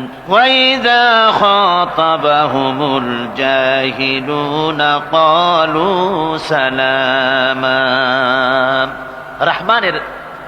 রহমানের খাঁটি বান্দা তারা, রহমানের আসল বান্দা তারা, যারা নাকি জমিনের উপর থেকে যখন হাঁটে খুব বিনয় বিনম্রতার সাথে তারা চলে। ওয়াইদা খাতাবাহুমুল জাহিলুন, আর যখন জাহিলরা তাদের সঙ্গে কথাবার্তা বলতে আসে তখন তারা তাদেরকে বলে, তোমাদের প্রতি সালাম, এই বলে তারা চলে। অর্থাৎ এই 8টি বৈশিষ্ট্যের প্রথম বৈশিষ্ট্য ধরা হয়েছে চালচলনকে। ইমানদার খাঁটি বান্দা যারা, তাদের চাল চলন সম্পর্কে প্রথম বৈশিষ্ট্য ধরা হয়েছে। তার মানে হচ্ছে নির্লজ্জ, স্বৈরাচার, মাস্তান, গুন্ডা, বদমাশ, অত্যাচারী, এদের চাল চলন এক ধরনের। আবার অন্যদিকে ব্যক্তিত্ব সম্পন্ন, মর্যাদাবান, এরপরে শিক্ষিত, ভদ্র, মার্জিত, তাদের চালচলন ভিন্ন ধরনের। এই 2 শ্রেণীর চালচলন কি একরকম হয় নাকি? একরকম হয় না। তার কারণ হচ্ছে ব্যক্তির চালচলনের মাঝেই তার অবস্থাটা বোঝা যায় যে আসলে লোকটি কেমন। আল্লাহ রাব্বুল আলামিন এই কথার দ্বারা এটা প্রমাণ করতে চান যে মোমেন বান্দা যারা হবে, আল্লাহর খাঁটি বান্দা যারা হবে, তাদের পরিচয় দেওয়া লাগবে না। তাদের চালচলন দেখে, তাদের হাঁটা দেখে, তাদের চলা দেখে, তাদের বলা দেখে, তাদের আচরণ দেখে লোকেরা বুঝতে পারবে যে ইনি হচ্ছেন আল্লাহর একজন খাঁটি বান্দা, একজন মোমেন ব্যক্তি, একথা বুঝতে পারবে। আর সে ব্যক্তি জমিনের উপরে চলবে খুবই বিনম্র ভাবে। কোরআনে কারিমে অন্য জায়গায় আল্লাহ রাব্বুল আলামিন বলেছেন, ওয়ালা তামশি ফিল আরদি মারহান ইন্নাকা লান তাখরিকাল আরদা ওয়া লান তাবলুগাল জিবালা তুলা। আমার জমিনের উপরে অহংকারের পদবরে হেঁটো না, আমার জমিনের উপরে অহংকার করে জমিনের উপরে হেঁটো না। তুমি জমিনের উপরে অহংকার করে হেঁটে পদাঘাত দিয়ে আমার এই জমিনকে ফাটায় দিতে পারবে না। আর তুমি লাফ দিয়ে আমার আকাশে, আমার পাহাড়ের উচ্চতাও তুমি ছাড়িয়ে যেতে পারবে না। অহংকার করে কেউ কি পায়ের আঘাত দিয়ে জমিনটাকে ফাটায় দিতে পারে? কি বলেন, পারবে? আর অহংকার করে লাফ দিয়ে পাহাড়ের উচ্চতাও কি কেউ ছাড়িয়ে যেতে পারবে? পারবে না। সুতরাং অহংকার, মোমেন ব্যক্তি যারা, তারা অহংকার করতে পারে না। অহংকার মোমেনের স্বভাব নয়। অহংকার করতে পারে কেবলমাত্র আল্লাহ রাব্বুল আলামিন। অহংকার হচ্ছে আল্লাহ পাকের ইজাত। অহংকার কে করতে পারেন? আল্লাহ পাক করতে পারেন। মানুষের অহংকার শোভা পায় না, মানুষ, তোমার আবার অহংকার কিসের? এক ফোঁটা নাপাক পানি দিয়ে যার জন্মের উৎস, এমন নাপাক পানি যা শরীর থেকে নির্গত হলে পরে গোসল করা ফরজ হয়ে যায়, এমন এক ফোঁটা নাপাক পানি যার জন্মের উৎস, তার অহংকার কি? অহংকার করবেন আল্লাহ রাব্বুল আলামিন। হাদিসে কুদসির ভিতরে এসেছে, আল্লাহ পাক বলেছেন, যে ব্যক্তি অহংকার করে সেজন্য আমার চাদর নিয়ে টানাটানি করে। জোরে কোন নাউযুবিল্লাহি মিন যালিক। সুতরাং মুমিন বান্দা যিনি হবেন, আল্লাহর খাঁটি বান্দা, রহমানের খাঁটি বান্দা, সে ব্যক্তি কখনো জমিনের উপর অহংকারের সাথে চলাফেরা করবে না, বরং তার চাল চলন হবে অত্যন্ত বিনম্র। আর কি? আর হলো জাহিলদের সঙ্গে সে কোনো বিতর্কে লিপ্ত হবে না। জাহিলরা গালাগালি দেবে, গালাগালির জবাবে সে গালাগালি দেবে না।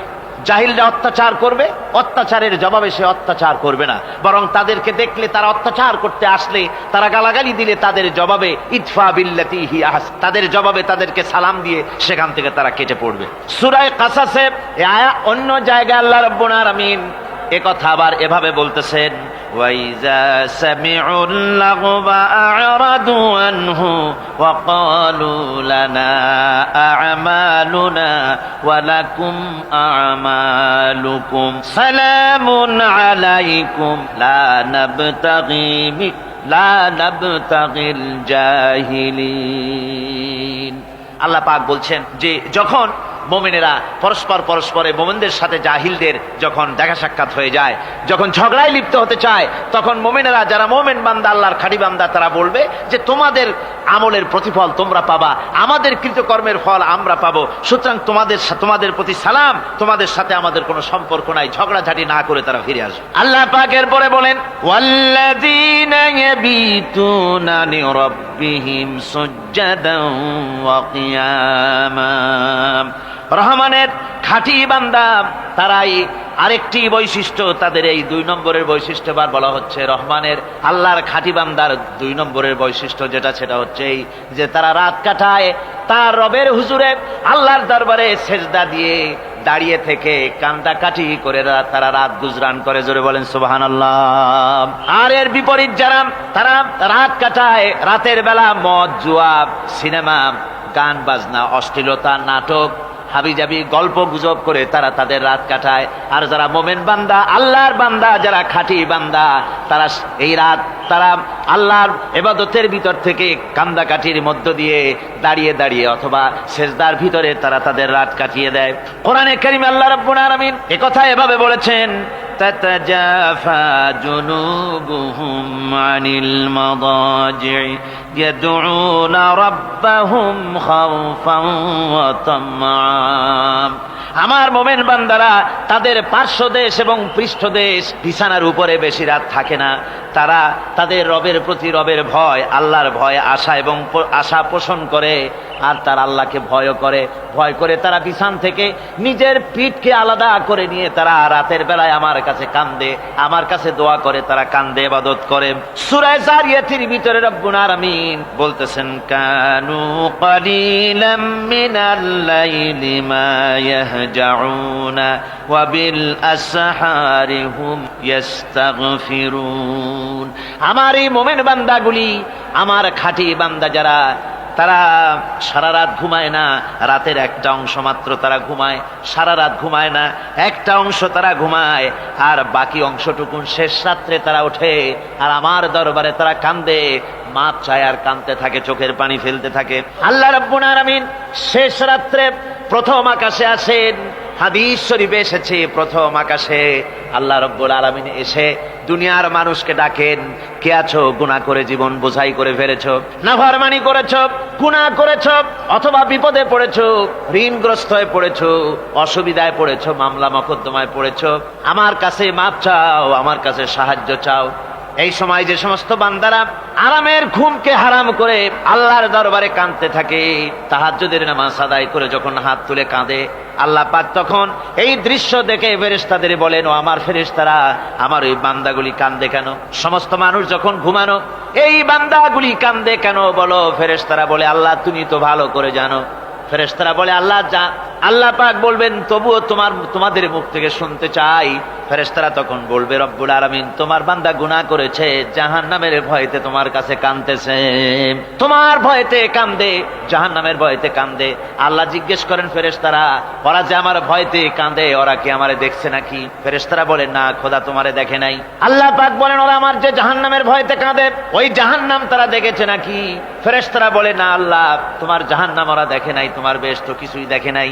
আল্লাহ পাক বলেন ও আমার ফেরেশতারা এই বান্দাগুলি আমার দোজখ দেখে নাই, আমাকে দেখে নাই, হাসর মিজান সিরাত কিছুই দেখে নাই, শুধু কোরআনের কথা শুনে, আমার নবীর কথা শুনে, আমার কোরআনের কথা শুনে বিশ্বাস করে আরামের ঘুমকে হারাম করে কিভাবে কাঁদতেছে তাকায় দেখ। আমার রহমতের দরিয়ায় জোশ মেরে গেছে, তোরা সাক্ষী থেকে যা, আমার ওই ক্রন্দনরত বান্দাগুলিকে আমি আল্লাহ মাফ করে দিলাম।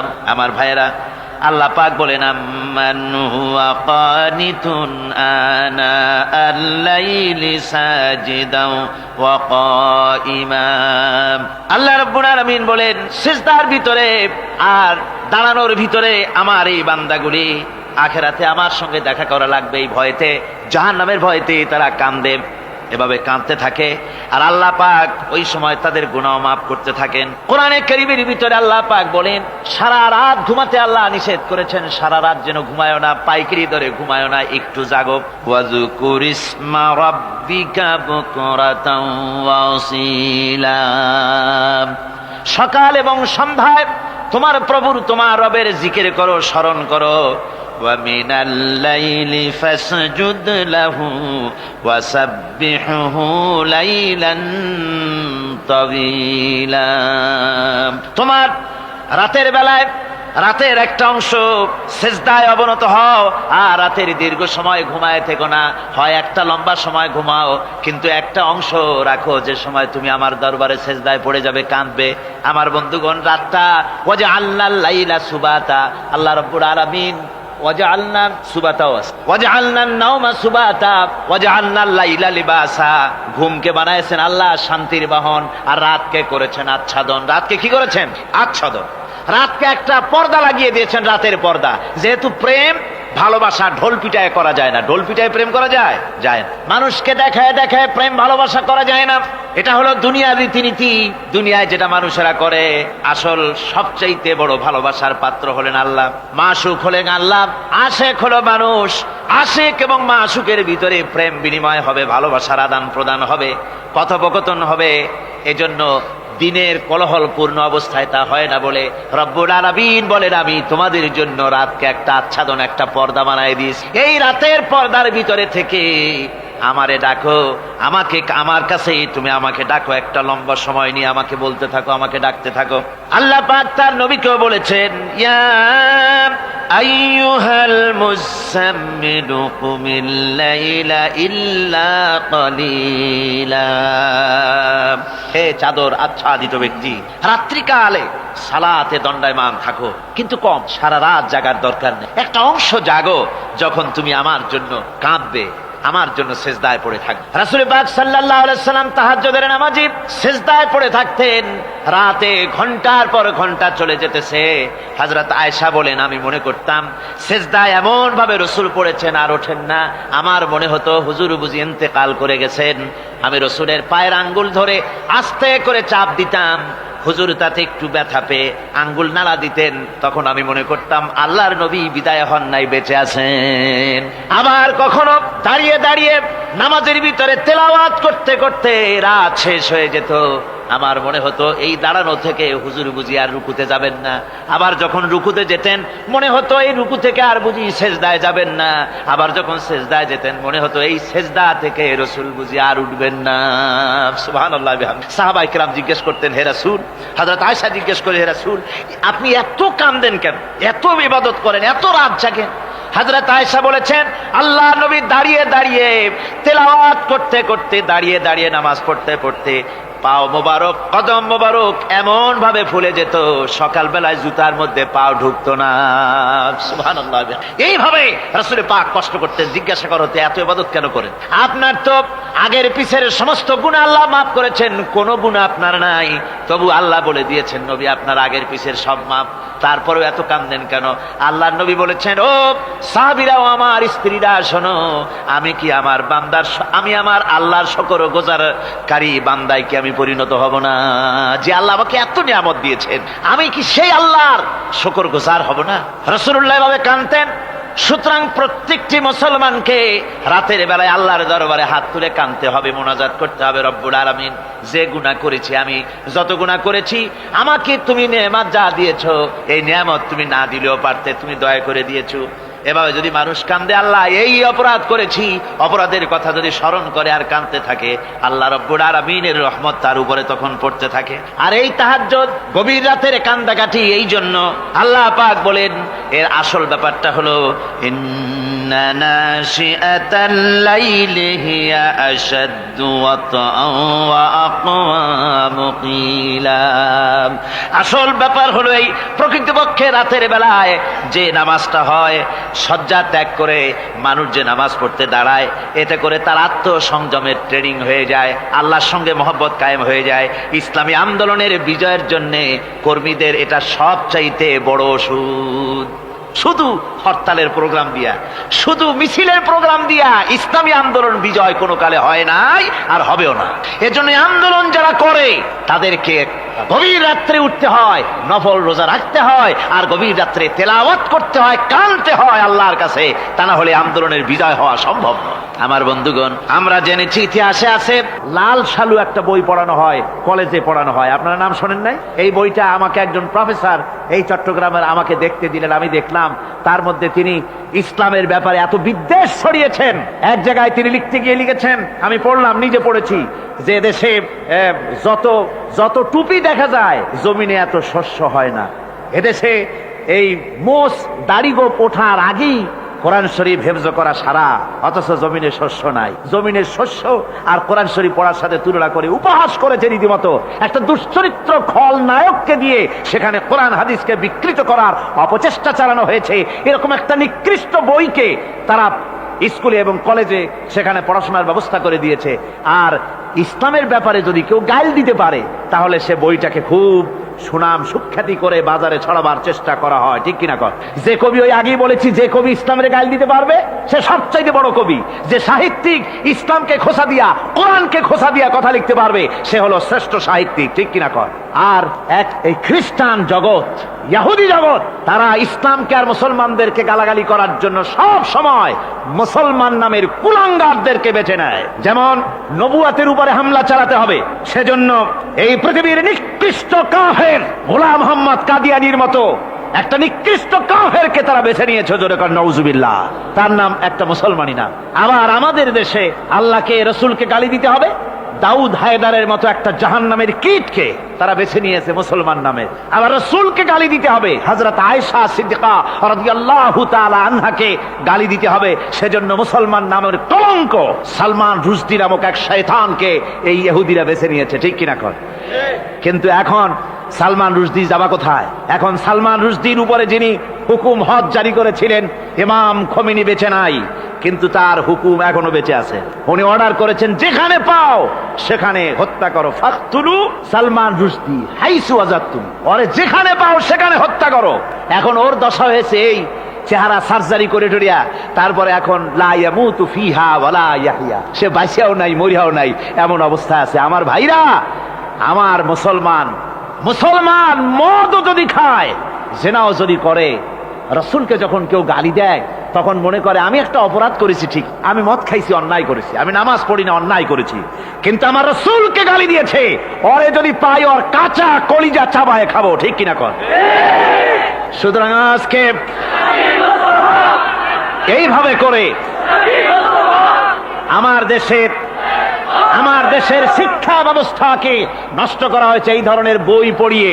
এবং এক শ্রেণীর শিক্ষক আছেন যারা কলেজ ইউনিভার্সিটিতে অপ্রাসঙ্গিকভাবে ইসলামকে গালাগালি করে, আল্লাহকে গালি দেয়, ইসলামকে গালি দেয়, মুসলমানদেরকে গালি দেয়। বরদাস্ত করতে পারি না। বলি বন্ধুরা, ইসলাম যদি ভালোই না লাগে তাহলে নামটা মুসলমানি নাম রাখছেন কেন? ঘোষণাটা দিয়ে দেন, আমরাও জানাজা না পড়াবার হাত থেকে বেঁচে যাই, ঠিক কিনা? সুতরাং এরা ওই জায়গায় বসে আছে আমাদের সন্তানদের মস্তিষ্ককে বিকৃত করার জন্য। আল্লাহ রাব্বুল আলামিন বলেন এভাবে করে, ওয়াল্লাযীনা লা ইয়াদউনা মা'আল্লাহি ইলাহান আখারা ওয়া লা ইয়াকতুলুনান নাফসাল্লাতী হারামাল্লাহু ইল্লা বিল হক। তারা হত্যা থেকে বিরত থাকে, মানুষকে হত্যা করে না। ওয়ালা ইয়াজনুন, আর তারা ব্যভিচার করে না, জিনা ব্যভিচার করে না। জিনা ব্যভিচার সম্পর্কে কোরআন শরীফ বলছে, ওয়ালা তাকরাবুজ জিনা ইন্নাহু কানা ফাহিশাতান ওয়া সাআ সাবিলা। জিনা করা তো দূরের কথা, আল্লাহ পাক বলছেন জিনার নিকটবর্তী হয় না। জিনার নিকটবর্তী মানুষ হয় কিভাবে? জিনার নিকটবর্তী হওয়ার জন্য কতগুলি উপকরণ এবং উপাদান আছে। তা হচ্ছে অশ্লীল নৃত্য গীত, তা হচ্ছে যৌন আবেদনমূলক পত্র পত্রিকা, তা হচ্ছে অশ্লীল ছায়াছবি, তা হচ্ছে নারী সৌন্দর্যের প্রদর্শনী। এই সব জিনিসগুলি মানুষকে জেনার দিকে আকৃষ্ট করে। এসব কি আমাদের সমাজে চালু আছে? আমাদের সমাজে আছে? তো জেনার উপকরণ কি কি বললাম? জেনার উপকরণ হচ্ছে সহশিক্ষা, জেনার উপকরণ হচ্ছে নারীর সৌন্দর্য প্রদর্শনী, জেনার উপকরণ হচ্ছে অশ্লীল পত্র পত্রিকা এবং অশ্লীল ছায়াছবি। এগুলি মানুষকে জেনার দিকে আকৃষ্ট করে, উদ্বুদ্ধ করে। এসব আমাদের সমাজে চালু আছে। ব্যাঙ্গের ছাতার মতো ভিডিও ক্লাব চালু হয়েছে শহরের কোনায় কোনায়, রাস্তার মোড়ে মোড়ে, আর এ দিয়ে ছবি এনে মানুষ দেখতে থাকে আর চরিত্র নষ্ট হতে থাকে।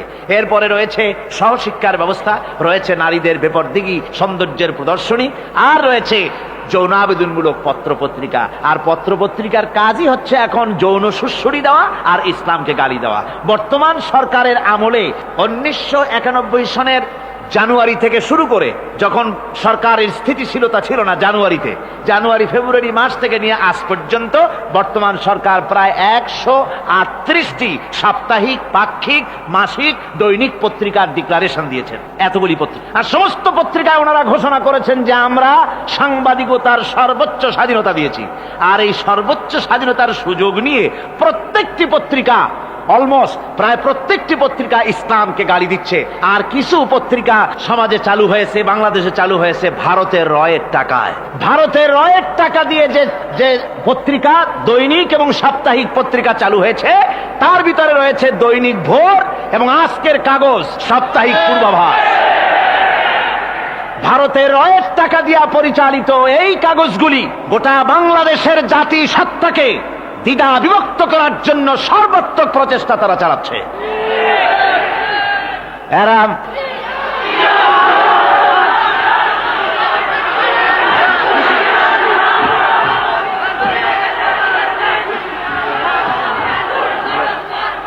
আমার বন্ধুগণ, এ ধরনের একটা না, প্রয়োজন হলে সব নাম আমরা তুলে ধরবো।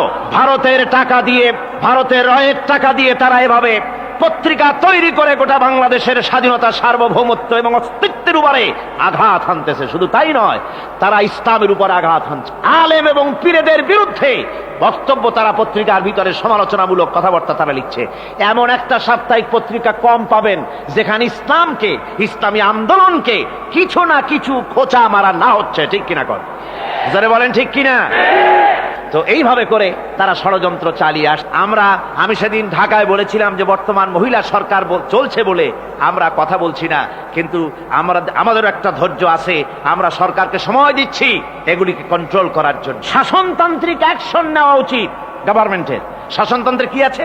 শাসনতন্ত্রে, সংবিধানে, কনস্টিটিউশনে লেখা আছে যে নাগরিকদের কোন ধর্মীয় অনুভূতিতে আঘাত লাগতে পারে এমন কোন কথা, এমন কোন বক্তব্য কেউ লিখতেও পারবে না, বলতেও পারবে না। সেটা দণ্ডমূলক শাস্তি, এটা শাস্তি হবে তার। এ ধরনের কথা লেখা আছে।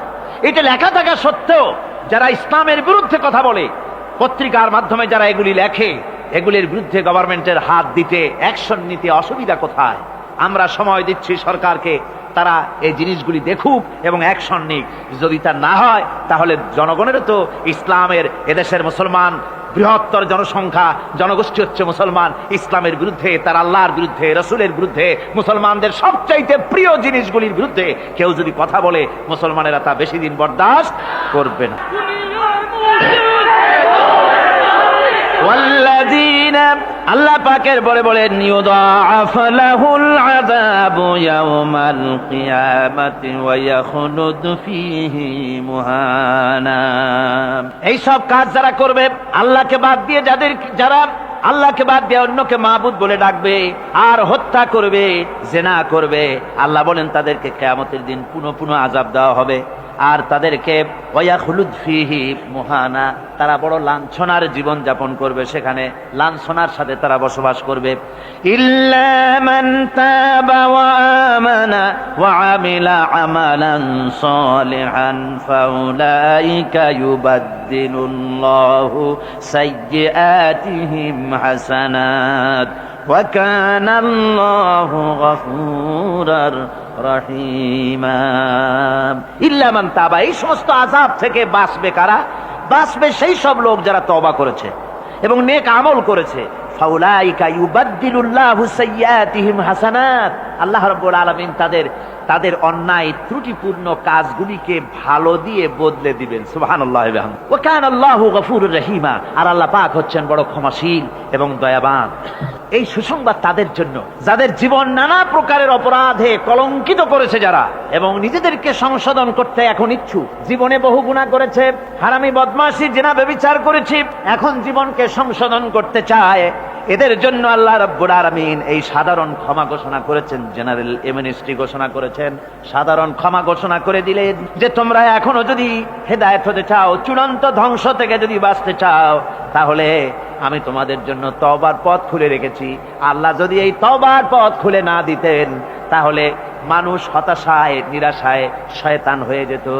তার মানে আরো পাপ করত। যখন আর কোনো গুনাহ যখন মাফই হবে না, তখন আর কি করা যায়? আরো বেশি পাপের মধ্যে লিপ্ত হয়ে যায়। আমার ভাইরা, আল্লাহ রাব্বুল আলামিন মানুষের জন্য তওবা করার জন্য, গুনাহ মাফের জন্য দরজা খুলে রেখেছে। ইবনে জারীর তাবারীর একটি বর্ণনা এসেছে, হযরত আবু হুরায়রা রাদিয়াল্লাহু তাআলা আনহু তিনি বলছেন যে আমি ইশার নামাজ পড়ে মসজিদে নববী থেকে ইশার নামাজ পড়ে ঘরে আসতেছিলাম। ঘরে আসার সময় দেখি আমার দরজার কাছে একজন মহিলা দাঁড়ান। সে আমাকে সালাম বলল, আমি তাকে তার সালামের জবাব দিয়ে ঘরের মধ্যে প্রবেশ করলাম। কিছুক্ষণ পরে ওই মহিলা দরজায় নক করলেন। আমি দরজা খুলে জিজ্ঞেস করলাম, কি চাও? তিনি বললেন যে আমি শয়তানের ওয়াসওয়াসায় পড়ে জিনা করেছি এবং এই জিনা করার পর আমি গর্ভবতী হয়েছি। এরপরে একটা সন্তান হয়েছে, আমি সেই সন্তানকেও মেরে ফেলে দিয়েছি। এখন আমার বাঁচার পথ, আমার এখন এই গুনাহ মাফ হওয়ার পথ। হযরত আবু হুরায়রা রাদিয়াল্লাহু তাআলা আনহু বলছেন যে অসম্ভব, তোমার এই গুনাহ মাফ হবে না। মহিলা তখন যাওয়ার সময় কাঁদতে কাঁদতে কপালে আঘাত করতে করতে যাচ্ছিল যে আহারে, শরীরের এই রূপ, এই যৌবন, এই সৌন্দর্য কি তৈরি হয়েছিল জাহান্নামের আগুনে জ্বলার জন্য?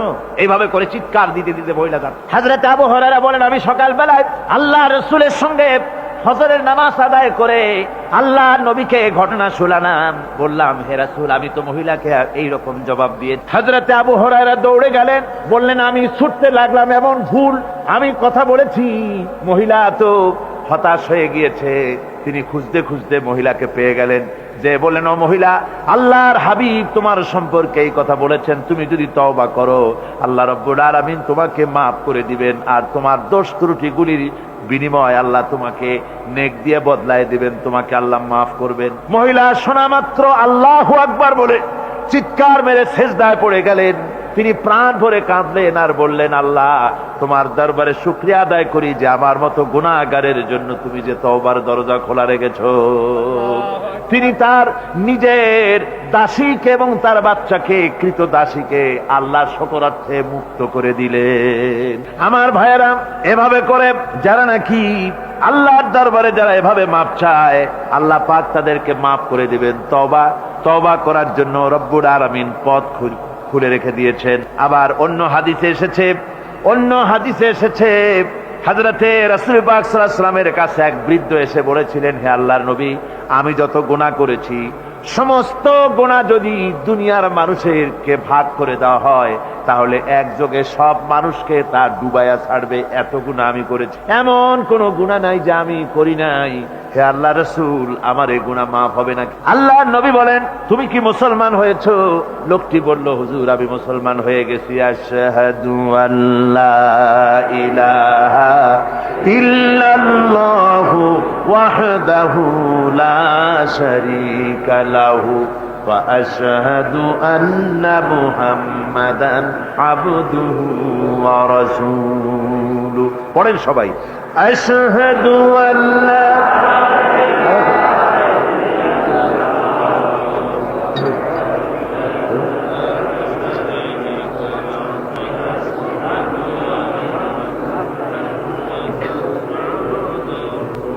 ওই লোকটি যখন কলেমা পড়লেন, বললেন আমি মুসলমান হয়েছি। আল্লাহ নবী বলেন, শোনো আল্লাহর বান্দা, তুমি যখন কলেমা পড়েছো তোমার পেছনের তামাম জিন্দেগির সমস্ত গুনাহ খাতা আল্লাহ রব্বুল আলামিন মাফ করে দিয়েছেন। শুধু মাফ করেন নাই, আরো কি করেছেন? ওয়ায়ুবাদদিলুল্লাহু সাইয়্যাতিহিম হাসানাত। দোষ ত্রুটি তোমার যা আছে, যে ব্যক্তি তওবা করে আল্লাহর পথে চলে, নেক আমল করে, পেছনের জীবনের দোষ ত্রুটি যা করেছেন সবগুলির বদলে আল্লাহ রব্বুল আলামিন নেকি লিখে দিবেন। জোরে বলেন সুবহানাল্লাহ। তার মানে হচ্ছে জীবনে যত অপরাধ করেছিল, তওবা করে যখন ভালো কাজ করবে আর পেছনের কথাগুলি যখন মনে করবে গভীর রাত্রে, আল্লাহ আমি এই ধরনের পাপ করেছিলাম, চুরি করেছি, ডাকাতি করেছি, জেনা করেছি, মদ খেয়েছি, মিথ্যা কথা বলেছি, এই সব কথা বলে যত অনুশোচনা করবে আর অনুতপ্ত হবে, চোখ দিয়া যত পানি পড়বে, নতুন নতুন করে তার আমল নামে আল্লাহ নেকি লিখতে থাকবেন। জোরে বলেন সুবহানাল্লাহ।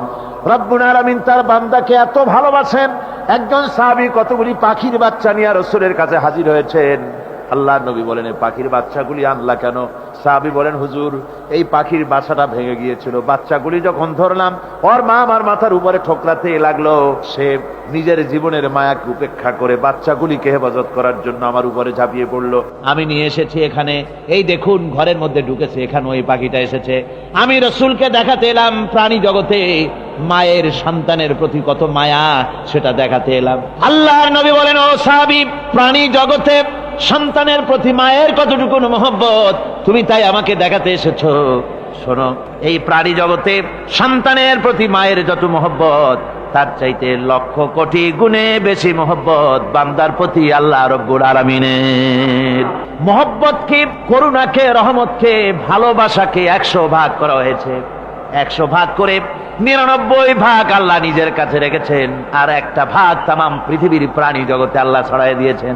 একটা ভাগ দিয়েছেন সারা দুনিয়ায় প্রাণী জগৎ। সেই একটা ভাগে এই শত সহস্র কোটি প্রাণীর মধ্যে যেটুকুন আমরা পাইছি, এতটুকুন মহব্বতে সন্তানের জন্য কলিজায়, সন্তানের কোনো অকল্যাণ হলে কলিজায় পানি থাকে না, সন্তানের কোনো অসুবিধা হলে বা মা বাপের কষ্ট হলে বা কারো কোনো কষ্ট হলে আমরা এই ধরনের আমাদের অবস্থা সৃষ্টি হয়ে যায়।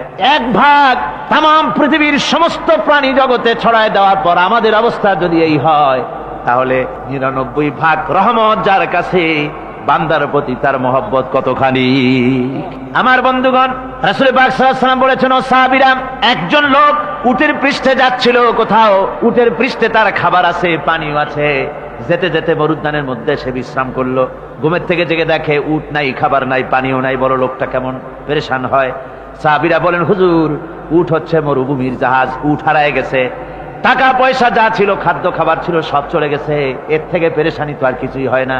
হুজুর বলেন, লোকটা খানিকক্ষণ চিন্তা ভাবনা করতে করতে কিছুক্ষণ পর দেখলো উট ফিরে এসেছে, সমস্ত টাকা তার ওই খাদ্য আর পানিও নিয়ে হাজির হয়ে গেছে। বলো কেমন খুশি হয়? হুজুর, হযরত সাহাবীরা বলেন, হুজুর এর থেকে খুশি আর কি হতে পারে, লোকটার দিল তো ভরে যাবে।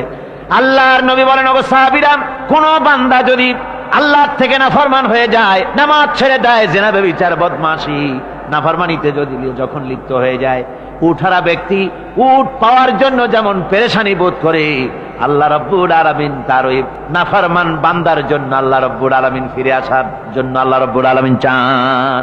বান্দা যখন, নাফরমান বান্দা নিজের গুনাহ বুঝতে পেরে যখন সেজদায় পড়ে গিয়া কান্দে, রব্বুল আলামিন আমার গুনাহ মাফ করে দাও, এইভাবে যখন কাঁদতে থাকে, রব্বুল আলামিন, আল্লাহর হাবিব বলেন, উঠারা ব্যক্তি উঠ পেলে পড়ে, ওই ব্যক্তি যত খুশি হন। কোন নাফরমান বান্দা যখন সেজদায় পড়ে যায়, আল্লাহ রাব্বুল আলামিন এর চাইতে লক্ষ কোটি গুণে বেশি খুশি হয়ে যান।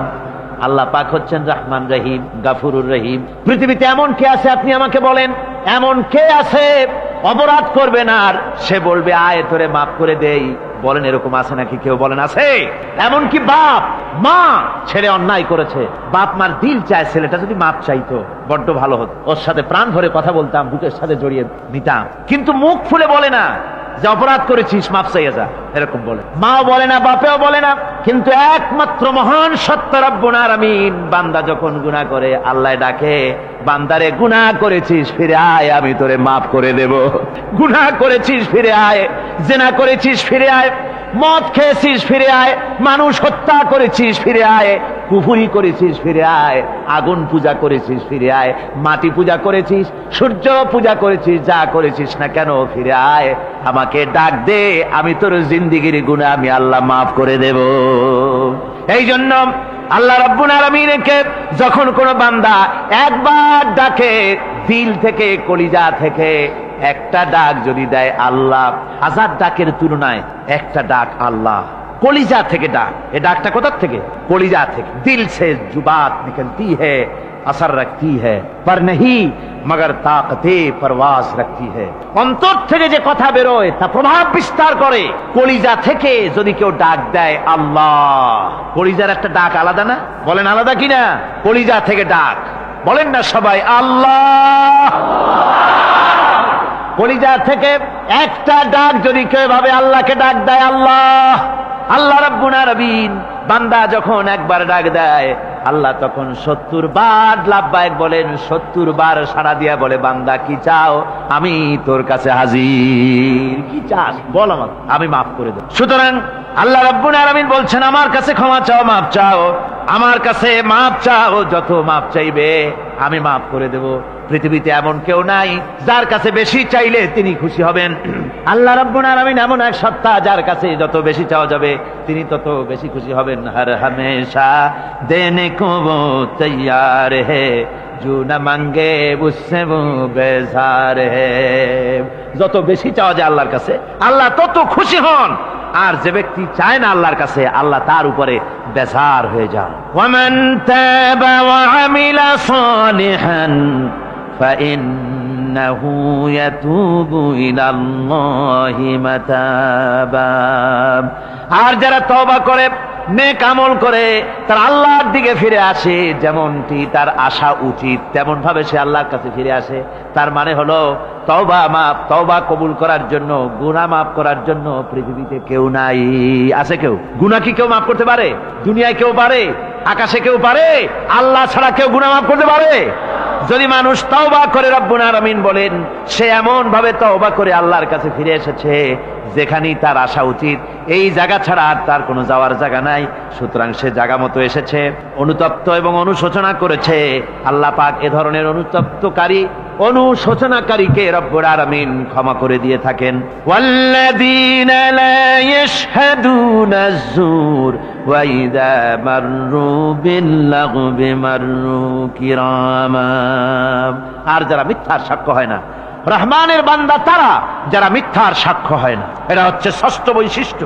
আর তারা কোনো অনর্থক, কোনো নিরর্থক কোনো কাজ যদি দেখে, ঘটনা দেখে, সেখান থেকে তারা শরীফ মানুষের মতো, একেবারে নিতান্ত ভদ্র মানুষের মতো সেখান থেকে কেটে পড়ে। গান বাজনা হচ্ছে, নাটক হচ্ছে, অশ্লীলতা হচ্ছে, গালাগালি হচ্ছে, অনর্থক কোনো কাজ হচ্ছে, নিরর্থক কোনো অনুষ্ঠান কিছু একটা হচ্ছে, ওখান থেকে একটা ভদ্রলোকের মতো, যেমন কোনো দুর্গন্ধময় জায়গা থেকে মানুষ যখন যায় নাকে রুমাল দিয়ে আস্তে করে সেখান থেকে পাশ কেটে চলে যায়, ঠিক কিনা? ঠিক ওইভাবে করে আল্লাহ পাক বলছেন আমার মুমিন বান্দারা এই ধরনের কোনো অনর্থক, নিরর্থক যে কাজের মধ্যে কোনো পরকাল নাই, আল্লাহ নাই, দুনিয়ার মানুষের স্বার্থ নাই, দেশের স্বার্থ নাই, রাষ্ট্রের স্বার্থ নাই, জনগণের স্বার্থ নাই, এই ধরনের সমস্ত গাল গপ্প, নাটক, উপহাস, এই ধরনের মজা, এই ধরনের অনুষ্ঠান যখন দেখে আমার মুমিন বান্দারা সেখানে দাঁড়ায় না। ময়লার কাছ থেকে নাকে রুমাল দিয়ে মানুষ যেমন চলে যায়, এই লোকটিও তখন অত্যন্ত ভদ্রের মতো আস্তে করে পাশ কেটে বেরিয়ে যায়। ওয়াল্লাযীনা ইযা যুক্কিরু বিআয়াতি রাব্বিহিম লাম ইয়াখিরু আলাইহা সাম্মান ওয়া উমিয়ানা। আর আমার বান্দাদের 7 নম্বরের, রহমানের বান্দা, খাঁটি বান্দা যারা, তাদের 7 নম্বরের বৈশিষ্ট্য হচ্ছে এই যে ওই সমস্ত বান্দারা তাদের কাছে যখন আমার আয়াতকে শোনানো হয়, আমার কোরআন তেলাওয়াত করে আমার আয়াত পড়ে যখন নসিহত শোনানো হয়, তখন তারা বোবার মতো বদিরের মতো বসে থাকে না। কথা বুঝতে পেরেছেন? রহমানের খাঁটি বান্দা যারা, তাদের কাছে কোরআনের কথা ওয়াজ করে যখন শোনানো হয়, আল্লাহর কালাম যখন শোনানো হয়, আয়াত পড়ে পড়ে যখন নসিহত শোনানো হয়, লাম ইয়াখিরু আলাইহা সুম্মান ওয়া উময়ানা, তখন ওই ব্যক্তি অন্ধ এবং বধিরের মতো চুপ করে বসে থাকে না, বরং আমল করা শুরু করে দেয়। জোরে বলেন সুবহানাল্লাহ। যখন সে জানলো যে এগুলি হলো আল্লাহর বিরোধী কাজ, এগুলি আল্লাহর কাজ, আল্লাহ রসুলের কাজ, তখন তা পালন করা শুরু করে দেয়। এই 5 দিন ধরে কোরআনের যে কথাগুলি হলো, এই কথাগুলি শোনার পর আপনারা কি বসে থাকবেন? বসে থাকবেন? যারা বসে থাকবে এইগুলি শোনার পরে আল্লাহ তাদেরকে বলেছেন এরা হলো অন্ধ, এরা হলো বধির, এরা হলো বোবা। আমরা আল্লাহর এই যে কথা, আমরা কি অন্ধ আর বধির আর বোবা হবো নাকি? আমরা হব না। আমরা অন্ধ নয়, বধির নয়, বোবা নই, বরং আল্লাহ যা বলেছেন, যা শুনলাম সামি'না ওয়া আতানা, এই 5 দিন ধরে যা শুনলাম আল্লাহর কথা। কার কথা শুনলাম? আর সমস্ত কথা আমরা আমল করব। জোরে কোন আমিন। আল্লাহ যেন কবুল করেন। জোরে কোন আমিন। আমল করা কি? বসে না থাকা কি? বসে না থাকা হচ্ছে যা শুনলাম, আল্লাহর যা ফরজ, যা হুকুম, তা মানবো। আল্লাহ যা নিষেধ করেছেন তার থেকে ফিরে থাকবো, এটাই হলো কাজ। এরপরে রব্বুল আলামিন বলেন, والذين يقولون ربنا هب لنا من أزواجنا وذرياتنا قرة أعين واجعلنا للمتقين إماما। রহমানের বান্দা 8ম নম্বর এবং শেষ নাম্বার হচ্ছে এটা বৈশিষ্ট্য এই যে তারা রহমানের যারা খাঁটি বান্দা, আল্লাহর যারা খাঁটি বান্দা, তারা রব্বুল আলামিনের কাছে মুনাজাত করে, আমার রব, আয় আমার আল্লাহ, হাবলানা মিন আজওয়াজিনা ওয়া যুররিয়াতিনা, আমাদের এবং আমাদের স্ত্রীদের আর আমাদের সন্তানদেরকে তুমি দয়া করে আমাদের চক্ষুর শীতলতা বানায় দাও। জোরে বলেন আমিন। ওয়াজআলনা লিল মুত্তাকিনা ইমামা, আর আমার এই সন্তানদেরকে তুমি মুত্তাকিদের ইমাম বানায় দাও। শুধু মুত্তাকি বানায় না, মুত্তাকিদের নেতা বানায় দাও। জোরে কোন সুবহানাল্লাহ। এই সূরাটা এইটা তখনকার কথা যখন এই মুমিনদের মক্কি সূরা, তো এটা যখন মক্কা শরীফে দেখা গেল যে মুসলমানেরা, যিনি ইসলাম কবুল করেছেন তার বাপ কাফের, যিনি ইসলাম কবুল করেছেন কারো বাপ কাফের, কারো মা কাফের, কারো সন্তান কাফের, কারো মেয়ে কাফের, কারো জামাই কাফের, সব প্রিয়জনেরা কুফরি হালতে আছে। আর এগুলি দেখে তাদের চক্ষুর মধ্যে কাটা বিঁধতেছিল, চক্ষু জর্জরিত হয়ে যাচ্ছিল।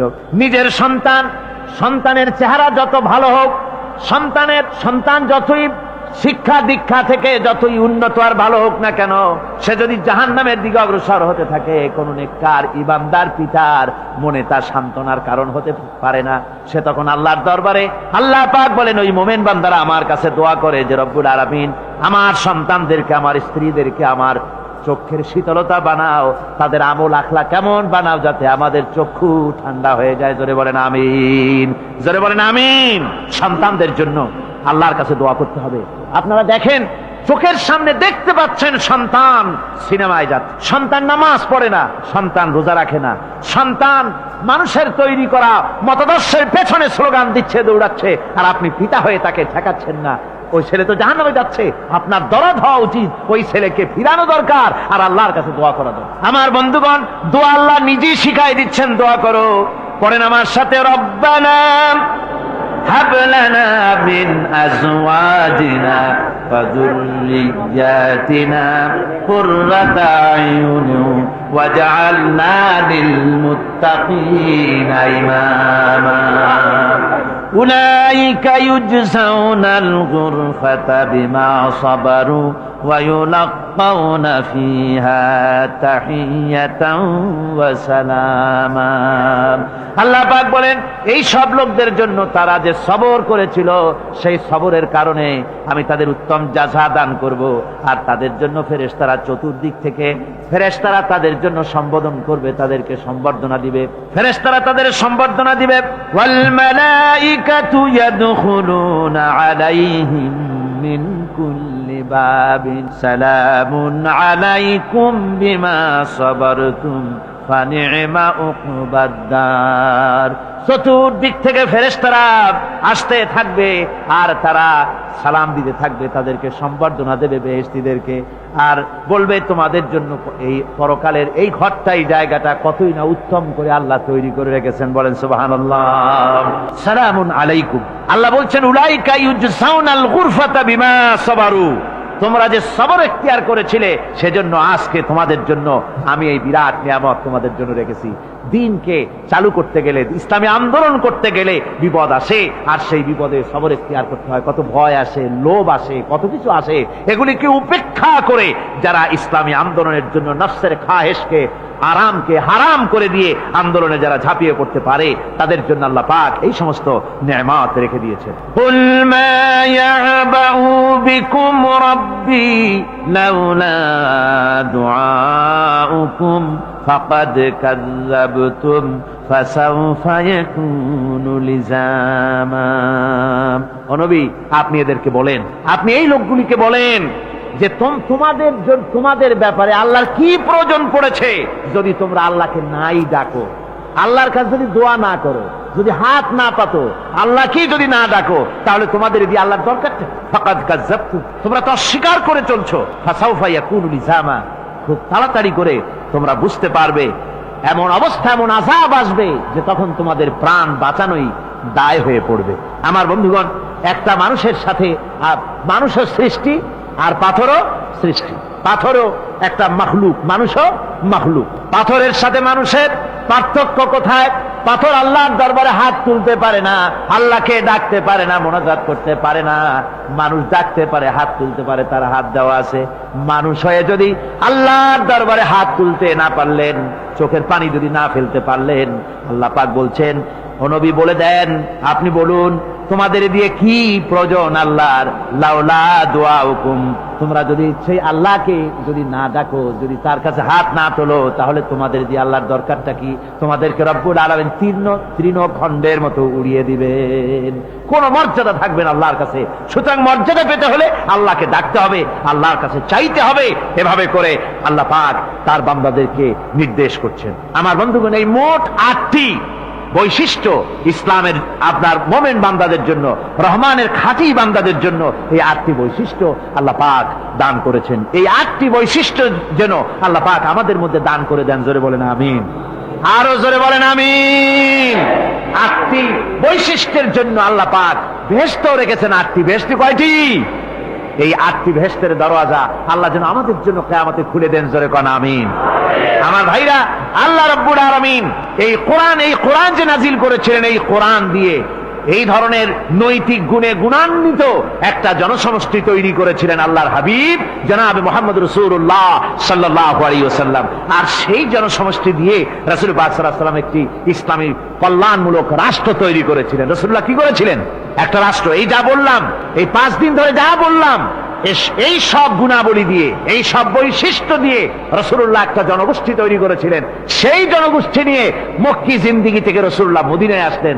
আর মদিনায় এসে রাসূলুল্লাহ এখন রাষ্ট্রপ্রধান হয়ে গেলেন। কি হয়ে গেলেন? রাষ্ট্রপ্রধান, প্রেসিডেন্ট হয়ে গেলেন। রাসূলুল্লাহ আজকে প্রেসিডেন্ট, রাষ্ট্র হলো। আর কোরআন দিলেন সংবিধান হিসাবে, শাসনতন্ত্র হিসাবে। আল্লাহর নবী বললেন, আজকে আমি দেশবাসীকে এমন একটা কনস্টিটিউশন, এমন একটি সংবিধান দেশবাসীকে আমি দিলাম, যেই সংবিধানের বদৌলতে সমাজে আর চুরি থাকবে না, ডাকাতি থাকবে না, জেনা থাকবে না, ব্যভিচার থাকবে না। এর বদৌলতে মানুষ এখন দরজা খুলে ঘুমাতে পারবে, আর কোনো অশান্তি থাকবে না, চুরি হবে না, ডাকাতি হবে না, নারী ধর্ষণ হবে না, হত্যা হবে না, আরামের জমিন হয়ে যাবে, আর মানুষ শান্তিতে বসবাস করতে পারবে। হুজুর বললেন, খায়রুল কুরুনি কারনি, সর্বশ্রেষ্ঠ যুগ হচ্ছে আমার যুগ। আমার বন্ধুগণ, কোরআনের সমাজই ছিল পৃথিবীর সর্বশ্রেষ্ঠ সমাজ। সেই সমাজ ব্যবস্থাকে আমরা ভুলে গিয়েছি। আজকে সমাজতন্ত্র ব্যর্থ হলো কেন? কমিউনিজম ব্যর্থ হলো কেন? ব্যর্থ হওয়ার একমাত্র কারণ হলো তারা মানুষকে খেতে দিতে পারে নাই, পড়তে দিতে পারে নাই। পুঁজিবাদও ব্যর্থ, সমাজতন্ত্র ব্যর্থ। আসলে ওরা বলেছে আমরা সবাইকে সমান করে দেব, খাইতে দেব, পড়তে দেব, কাপড় দেব, চোপড় দেব, ওষুধ দেব, তোমাদের মৌলিক অধিকার, মৌলিক প্রয়োজন মিটাবো, এগুলি সব তারা বলেছে। কিন্তু মৌলিক প্রয়োজন মিটাতে পারে নাই। 70 বছর যেতে পারল না, বিদায় হয়ে গিয়েছে। মৌলিক প্রয়োজন মিটাতে পারে শুধুমাত্র কোরআন। কে মিটাতে পারে? জোরে বলেন কে পারে? কোরআন পারে মানুষের মৌলিক প্রয়োজন মিটাতে। তাই এই কোরআনে কারীমকে আল্লাহ রাব্বুল আলামিন অবতীর্ণ করলেন, আর কোরআন দিয়ে রাসূল পাক সাল্লাল্লাহু আলাইহি ওয়াসাল্লাম একটা সমাজ তৈরি করলেন, এমন সমাজ যেখানে রাষ্ট্রপ্রধানের পেট ফুলে উঠল না খাইয়া, রাষ্ট্রপ্রধানের বিরাট বিল্ডিং উঠল না, বিদেশে টাকা জমা হলো না।